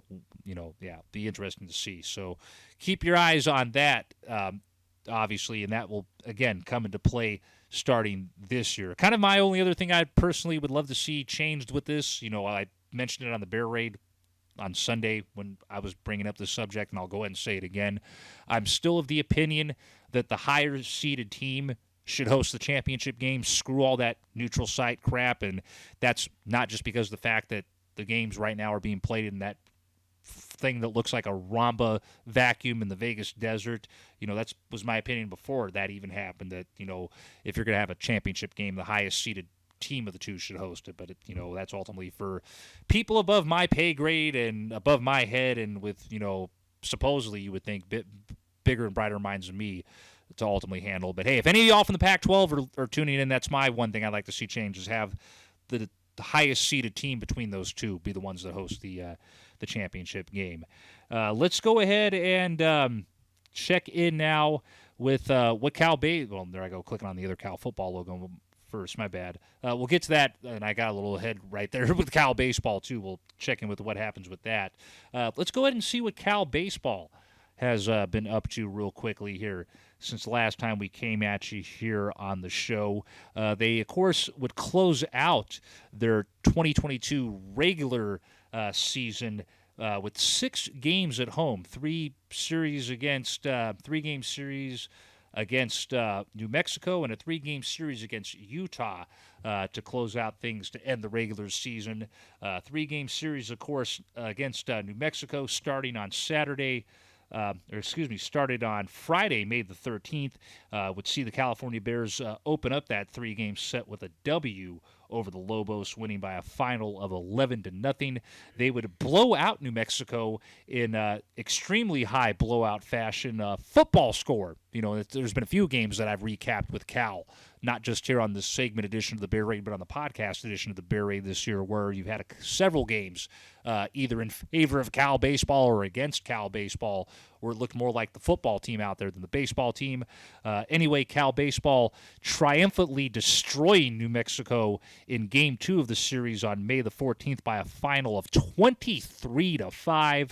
And, of course, the Golden Bears would close out the finale of the series on Sunday, May the 15th, with a sweep of New Mexico, winning by the final of 8-0. After a couple days off following that series sweep, the Bears would play their final 3 home games of the 2022 Pac-12 NCAA baseball season schedule, with 3 at home in Berkeley against Pac-12 opponent Utah. The Cal Bears would take the first game of that 3-game series against the Utes, winning on Thursday, May the 19th by a final of 13-1. They'd win Game 2 on Friday, May the 20th by the final of 18-2, and the finale of that 3-game series between the Golden Bears and the Utes would be a back-and-forth battle at Evans Diamond on Saturday, May the 21st. When it was all said and done, though, your Golden Bears would be victorious by 1 run as they get a sweep to close out that series against Utah, winning that game by the final of 9-8. Right now, they're actually in the middle of playing in a tournament down in Scottsdale right now. They haven't updated things here on that one, but maybe I can see if I can somehow pull up things from the Pac-12 website. And that, of course, brings me to the image that kind of I jumped ahead a little things. Your California Golden Bears had a record that was good enough to qualify them for something that is being done this year for the first time ever by the Pac-12 Conference. That is, of course, the inaugural Pac-12 baseball tournament, which is going down, started today, and it runs through May the 29th down in Scottsdale, Arizona. So an area that Cal baseball actually is a little bit familiar with from the start of their year. From those of you that might have forgotten, Cal baseball actually started off the year with 4 games down in Arizona. 3 of those games were a part of the MLB4 tournament, which took place at Salt River Field at Talking Stick from February the 18th through the 20th, and Cal ended up sweeping all 3 games that they played in that series. Games, of course, against Houston, TCU, and San Diego State. Cal basically ran the gauntlet and won all 3 of their matches in that tournament. They played a neutral site game also down in Arizona back on February the 21st against Gonzaga, which they lost by the final of 9-8. So familiar territory for this Golden Bears team, as they obviously have a 3-1 neutral site record in 2022, and those 3-1, that 3 wins and 1 losses happen to come basically in an area that they're, again, kind of familiar with. We're down at earlier this year. Just again, I'm trying to see if there's anything up as far as the game that was going on tonight, because they opened up tonight's Pac-12 baseball tournament by playing against UCLA. And looking at things here, they haven't updated anything, at least on the website yet, for what happened with that game. UCLA, by the way, is currently ranked 20th in the nation at this point in time, so I'm trying to see if I could pull something off of the Pac-12.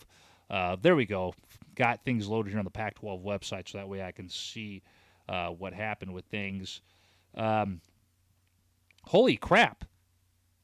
Apparently that game hasn't started yet. It's slated to start at 10. Apparently it started, from what I'm looking at things through, that game between Cal and UCLA started 4 minutes ago. Because apparently the other game that went before it, which was Washington and Oregon State, ran, I guess, late. But, yeah, Cal and UCLA, according to things here on the Pac-12 website, are playing right now, so you can go and catch that game on the Pac-12 network. So I guess we'll have to wait until the next show to check in on how Cal fares against UCLA and how far they end up going in the inaugural Pac-12 baseball tournament. And that will actually conclude things for this show's segment edition of the Bear Raid presented by Tightwad Hill. For those of you, of course, that are out there that are interested, want to check it out, as mentioned, there is a podcast version as well, like this segment that goes by the same name and is, of course, brought to you and sponsored by a soon-to-be 99-year-old pile of dirt that overlooks a soon-to-be 99-year-old college football stadium up in Strawberry Canyon of Berkeley, California. Talking about, of course, none other than Tightwad Hill.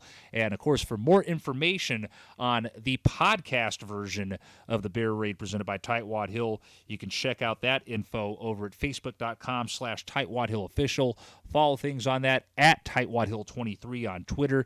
There's a temporary website or page serving as the kind of temporary website for the Bear Raid right now that's over on the AsFAnRadio official website at asfanradio.com/the Bear Raid presented by Tightwad Hill. just like with the broadcast you're watching here right now with AsFAnRadio, all the Bear Raid live broadcasts take place right here on twitch.tv/AsFAnRadio. And just like with past editions of AsFAnRadio and more, you can catch past editions of the Bear Raid over on AsFAnRadio's YouTube channel. On that note, final reminder for the fan question of the night coming at you right here. So if you haven't had a chance to do so yet, you may want to hurry up and make your way over to either facebook.com/AsFAnRadio or at A's_fan_radio over on Twitter to get in your responses to the fan question of the night so I can read them before I get ready to close up shop during the final segment of tonight's show, which is getting ready to come y'all's way here in a little bit. Just look over on either Facebook or Twitter for the post that went up at 8:05 p.m. Pacific Standard Time. This is Fan Question of the Night. Click on the quoted post or tweet within that. Submit your response. I will read those, as mentioned, when I get ready to close up shop here in a little while. We just want to hear your general thoughts on your Oakland Athletics from the last 2 weeks' worth of game action or anything else tied to the Oakland Athletics from the last 2 weeks. Again, those responses to the fan question can be submitted through the post that went up at 8:05 p.m. Pacific Standard Time on either facebook.com/AsFAnRadio or at A's_fan_radio. On that note, final break of the night coming at you, followed by the final segment of the night as well as we check in on things with the Oakland Roots. Some news coming out that has ties to the Oakland Roots. I will, of course, read your responses to the fan question of the night and then get ready to get on out of here with my final thought of the evening. Last segment of show number 308 coming at you here in a bit on your number one source for everything and anything on your Oakland Athletics, A's Fan Radio.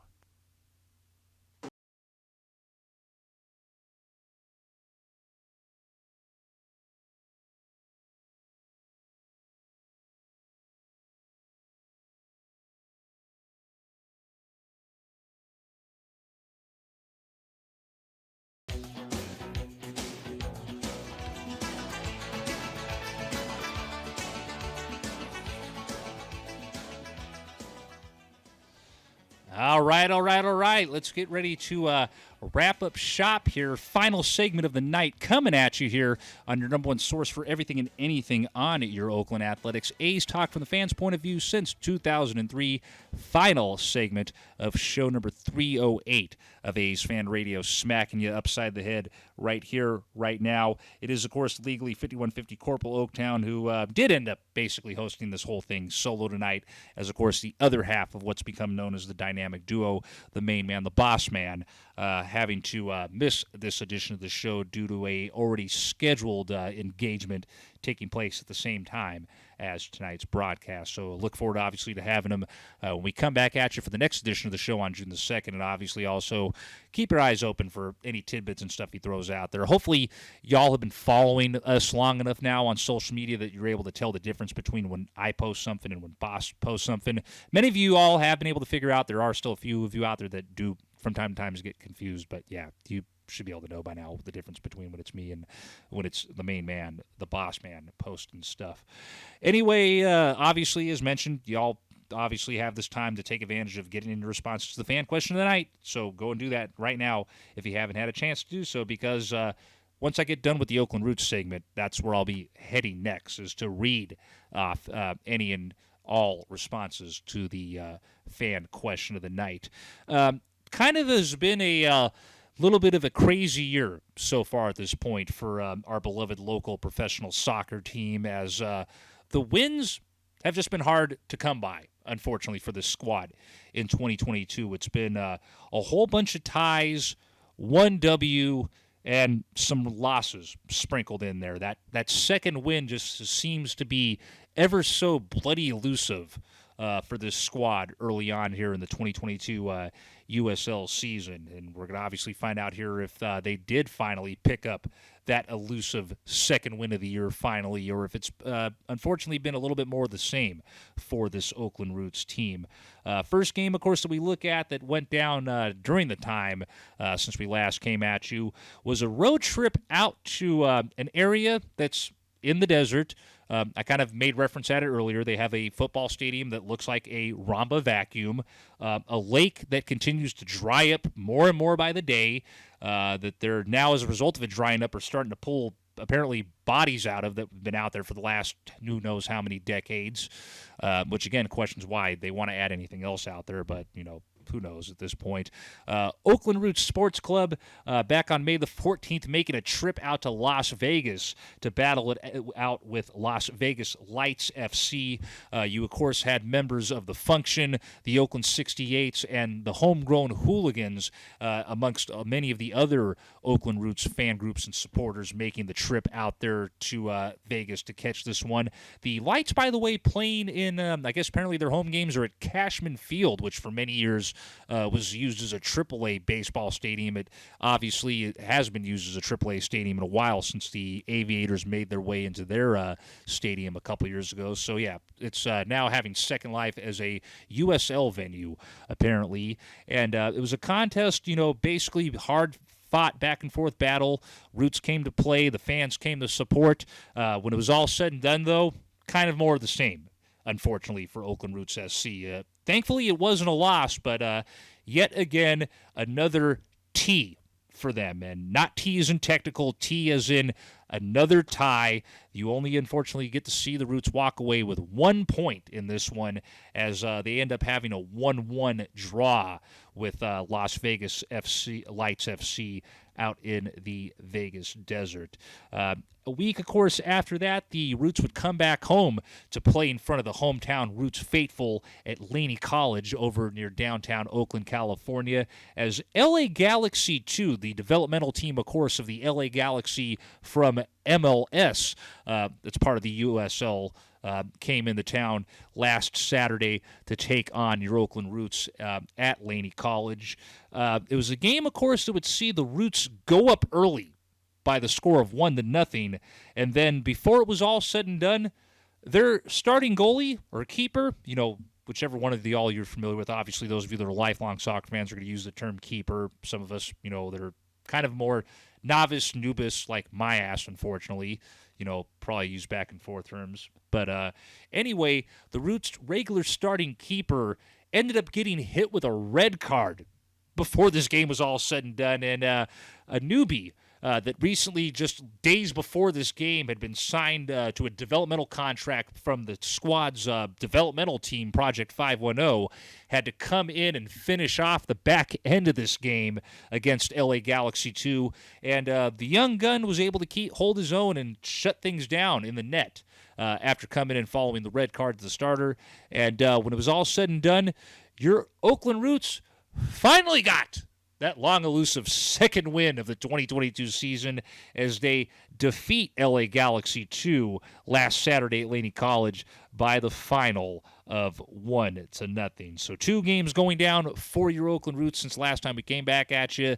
One of them, of course, resulting in what's been commonplace for this team so far, unfortunately, early here on in the year, a tie. But definitely nice to see the squad finally get that damn long, elusive second win into the win column. Let's see if we can turn that into a damn win streak finally. As, of course, the Oakland Roots will be back home again this upcoming Saturday, May the 28th, for a 7 p.m. Kickoff over there at the pitch at Laney College, the field that basically also is normally the football field for the Laney College football team. If you haven't been out there yet, they basically have this AstroTurf field that they put out there for the Roots to use when they're playing games. Saturday, May the 28th, 7 p.m. Pacific Standard Time will be the next home game for your Oakland Roots. So let's see, with it being Wednesday today, basically 3 nights from now is when this will happen. Sacramento Republic FC, which has kind of become a rivalry matchup with these two squads facing each other. They'll be coming into town to face the Oakland Roots. Again, that's Saturday, May the 28th, 7 p.m. Pacific Standard Time. Definitely go and check them out if you haven't had a chance to make it out there, or if it's been a while since you've gone out to a Roots game. Go out and support Yo Roots, baby. Of course, you can get your tickets online for that by visiting OaklandRootsSC.com. current standings right now for the conference, the Western Conference of the 2022 USL season. I'm waiting, of course, as always, for that stuff to load from the USL's website. There we go. Here's what the Western Conference standings look like at this point in time. At this point in time right now, the Colorado Springs Switchback are on top in first in the conference right now with a record of 8-1-0 for a total of 24 points. San Antonio FC is tied with them at 24 points right now. San Antonio currently has a record of 8-2-0. San Diego Loyal FC is in the third spot with a record of 6-3-2 for a total of 20 points. Phoenix Rising is fourth with a record of 6-5-0 for a total of 18 points. El Paso Locomotive is in the fifth spot with a record of 5-6-2 for 17 points. New Mexico City United currently is sixth with a record of 4-2-4 for a total of 16 points. With Las Vegas Lights FC tied with them in the sixth spot right now at 4-4-2 for 16 points. Rio Grande Valley is in the eighth spot right now with a record of 5-6-0 for 15 points. That's tied right now with Sacramento Republic FC, who, of course, the Roots will be facing off against in Oakland in the next couple of days. Sacramento Republic currently tied for the eighth spot with a record of 4-3-3 for a total of 15 points. LA Galaxy 2, who, of course, the Roots just defeated 1-0 last Saturday, are sitting in the 10th spot right now at 4-6-2 for a total of 14 points. Orange County SC is in the 11th spot with a record of 3-3-4 for a total of 13 points. Your Oakland Roots currently right now are in the second to last spot in the Western Conference with a record of 2-4-6 for a total of 12 points. Again, their point total is being hurt by the fact that they've had 6 ties this year and unfortunately have been handed 4 losses, so second to last right now, while the last place spot in the conference currently belongs to the expansion Monterey Bay FC, who are 3-7-0 for a total of 9 points. So, again, great to see the Roots get their second win finally of the year. Let's see if we can turn that into something, especially, again, given the fact that the majority of your games have resulted in either a tie 6 times this year or a loss 4 times this year. Definitely would be nice, to see us gain some ground. Still some time out there to get into, playoff position for Oakland Roots SC, but, got to hurry up and make up some ground sooner rather than later. One final piece, I guess you can say, of Oakland Roots-related news that I'm going to go ahead and throw at y'all here right now in case you weren't aware of it or missed out on it. Announcement, of course, coming down yesterday via the Oakland Roots. I'm trying to, of course, get it to load right now. But as always, man, I love these bloody websites in this day and age, how they always, you want to go and check on one thing and something else ends up happening. Anyway, the Roots making the announcement yesterday that starting in 2023, Oakland will have yet another pro sports team on the scene here. It will be yet another soccer team, just the only difference being this team will be in the USLW, which, of course, is the women's league. And coming to the USLW league in the spring of 2023 will be Oakland Soul SC. Oakland Soul is a purpose-driven women's soccer team. There'll be an elite pathway to pro soccer, providing not only a high-quality training environment, but also protecting and empowering players so they are nourished both physically and mentally. Just give me a second here. I'm obviously trying to get additional info, which I thought already loaded, but, touching this to the website, it'd like to take forever with loading that. But, again, obviously, if you didn't hear on that news yesterday, the announcement of Oakland Soul SC coming to light out there. Come on. Here we go. Oakland Roots Sports Club officially announced the launch of Oakland Soul, a purpose-driven women's soccer team debuting in the USLW League in 2023. The club will officially launch the Oakland Soul crest and brand identity at an event on June 23rd, the 50th anniversary of Title IX, the most important piece of legislation in the history of women's sports. A women's team in Oakland has been a part of our purpose since day one. As part of the USLW League family, we want Oakland Soul to raise the bar for pre-professional development and continue harnessing the magic of Oakland and the power of sports as a force for social good. That, of course, coming from Lindsay Barnes, who, of course, is the president of not just the Oakland Roots, but now is also the president of the Oakland Soul as well. The launch of Oakland Soul comes after a multi-year community engagement campaign. The Soul concept emerged from this process. Oakland Soul, past and present, is art, music, food, culture, and activism. Oakland Roots are what made us. Oakland Soul is who we are.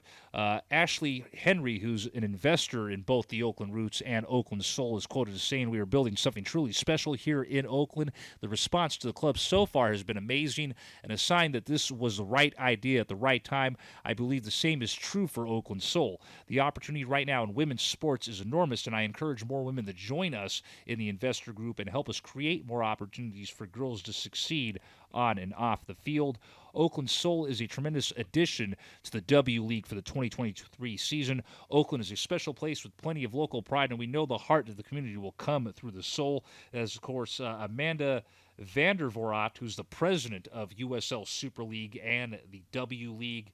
And Oakland Roots members of the media, and our entire community are invited to join the family in celebrating the launch of the Oakland Soul, which again will take place on June the 23rd at the Loom.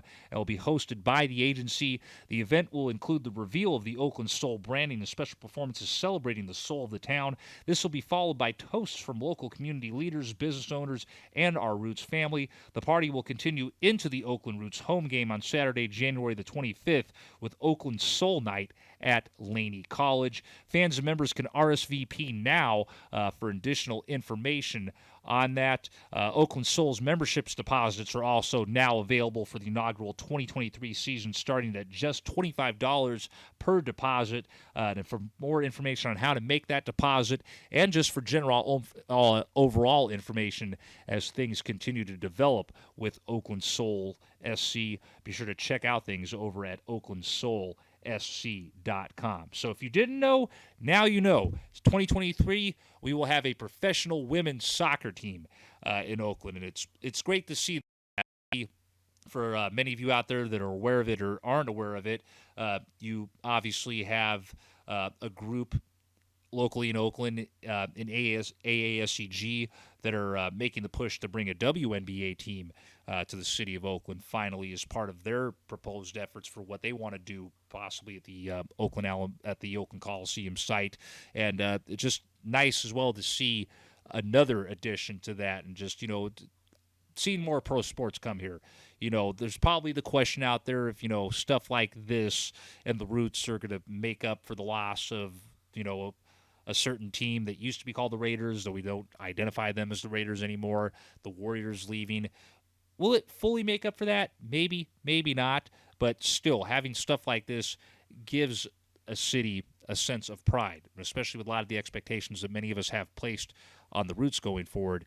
Definitely are probably going to see a lot of those same expectations placed on this. So, and not shocked, honestly, that this news happened, because I, like a few others out there, caught a blurb a couple months ago that the Roots put out about wanting to hire someone to run social media stuff for a women's team. So kind of had that feeling and knew a while ago that this news was going to be coming down the chute. It was just pretty much a question of when, not if, that announcement would be made, and that announcement finally being made yesterday. As in 2023, we will see Oakland Soul SC take the field in the USLW League. Obviously, it'd be interesting to see if that's going to be at Laney College also, or if maybe this ends up being a catalyst to get a more permanent venue built somewhere in the city for not just the Soul, but obviously the Roots to play at as well. So congrats to the Oakland Soul being formed. Obviously, if those of you have a chance to, definitely check out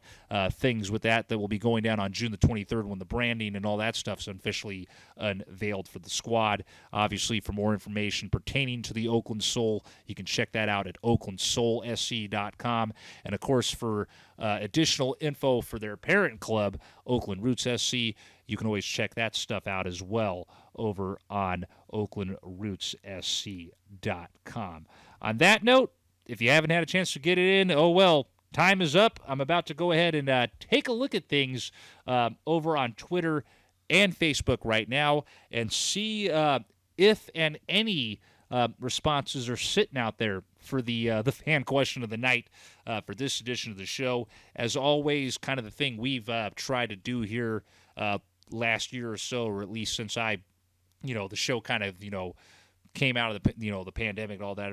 Thing I've tried to implement, if you aren't familiar with it and this is your first time tuning in, fan question of the night is basically an opportunity for y'all, our listeners, to interact with us, especially given the fact that, the interactions that a lot of us used to have out of the ballpark or out and around are, kind of far and few in between that they used to be, either because of the pandemic or other stuff going on. But obviously doing stuff this way has always, given the opportunity for, y'all to get your thoughts in and have your thoughts and your voice heard in some form or capacity on this show. So we always try to get a fan question of the night out there for every single edition of the broadcast. Kind of hit or miss. Sometimes we do have shows where we at least have one response, and we'll sometimes have shows where we have a bunch of responses. And then there's times where, hey, once in a while, we don't have a response, and just it is what it is. So fan question of the night, of course, for tonight's edition of the show was we wanted to hear your thoughts on anything Oakland Athletics related from the past 2 weeks. And looking at things, I guess y'all just decided to hear me run my mouth all night because there are no responses to the fan question of the night. Is what it is. Like I said, sometimes we get responses, sometimes we don't. Sometimes you're lucky, sometimes you're not. Kind of like the way it is with this Oakland A's team in 2022. But, hey, that's the way the cookie crumbles sometimes. So, hey, I ain't mad at you. It is what it is. But as a reminder, always keep your eyes open for the fan question of the night before every single broadcast we do.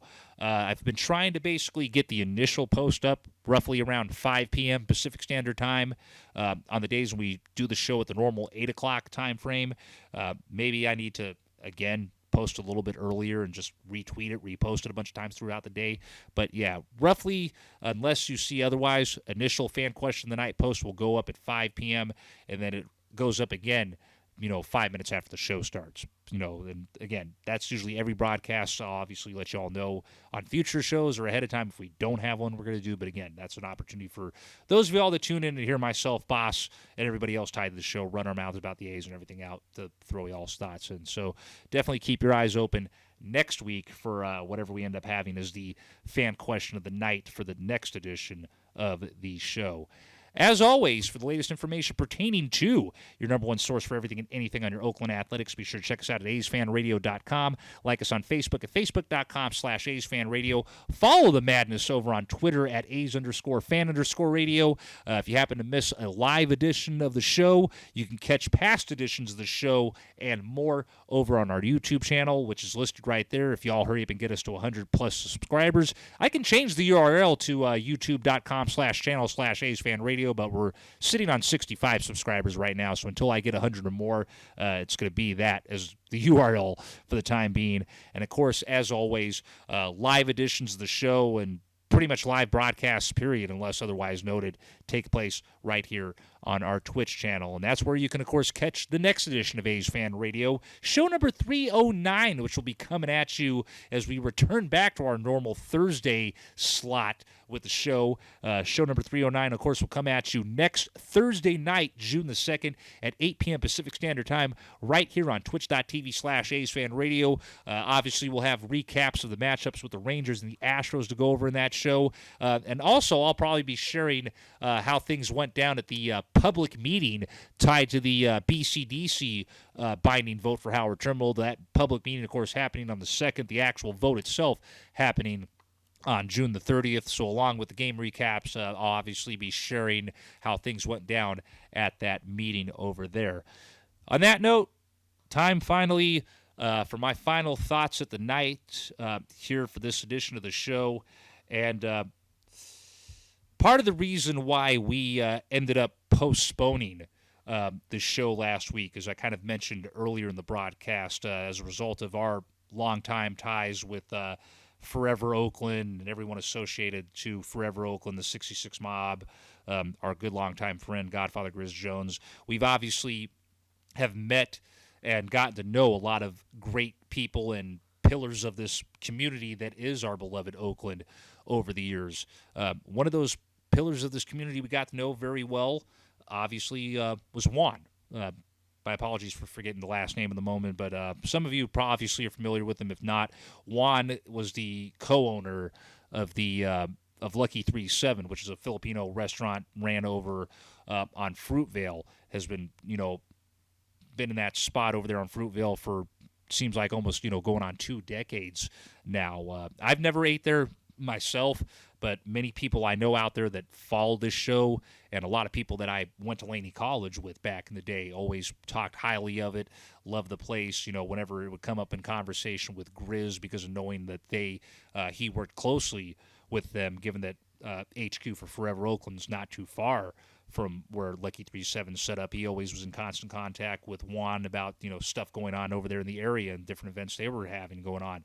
And unfortunately, last week Juan was gunned down in Oakland.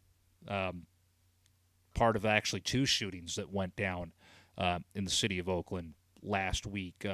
He was shot, and then you also had an incident go down on 580 roughly around the same time.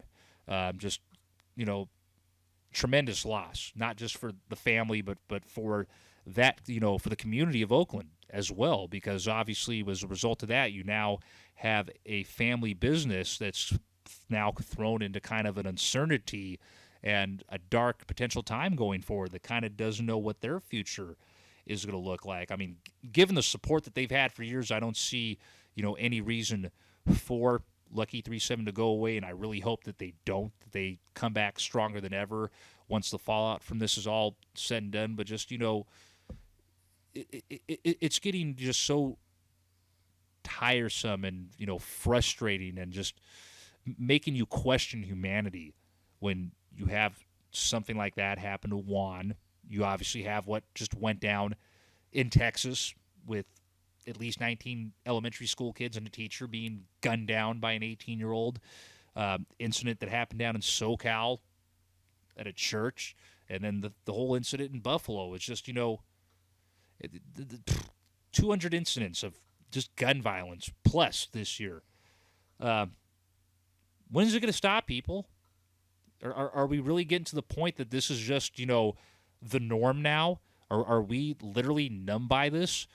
Or are we finally going to get our collective heads out of our collective asses and finally take action to address this shit? Those of you out there that have known me personally for years know that my wife and I have always wanted to have kids, would love to have kids. Obviously, given the circumstances and the way things have gone down on our end the last several years, we're kind of glad that we're not in that situation. And, partially it's, financial reasons, other stuff that's come up in our lives. But at the same time, as badly as I would love to have offspring of my own, unfortunately, kind of the reason why I'm glad I don't at the moment is because of that potential fear of, what if I'm sending them off to school for what could potentially be the last time because of some shit like this going on. We got to do better, people. Something about this has got to be finally addressed and done with before it gets to the point where one of 2 things happen. It literally does just become the norm, and it becomes numb to the general populace, and you just have a few like myself and others screaming about it, or it escalates to way worse shit. Bottom line, shit like what happened to Juan's family, stuff like what happened to those people down in SoCal, those people that were affected by what happened in Buffalo, and what just went down in Texas. That shit needs to stop. Some sort of gun control, something needs to be put. It's just ridiculous how this seems to be the only country on the planet where this bullshit goes down, and yet you have all these other places around the world where they got some sort of gun control or some sort of gun laws in place. Don't see it happening. What the fuck? Get your heads out of your ass, America. We got to start fucking doing better when it comes to this shit. On behalf of the cast of AsFAnRadio, thank you as always for tuning in to your number one source for everything and anything on your Oakland Athletics. I am the legally 5150 Cpl Oaktown. Y'all take care and enjoy the rest of your Wednesday night.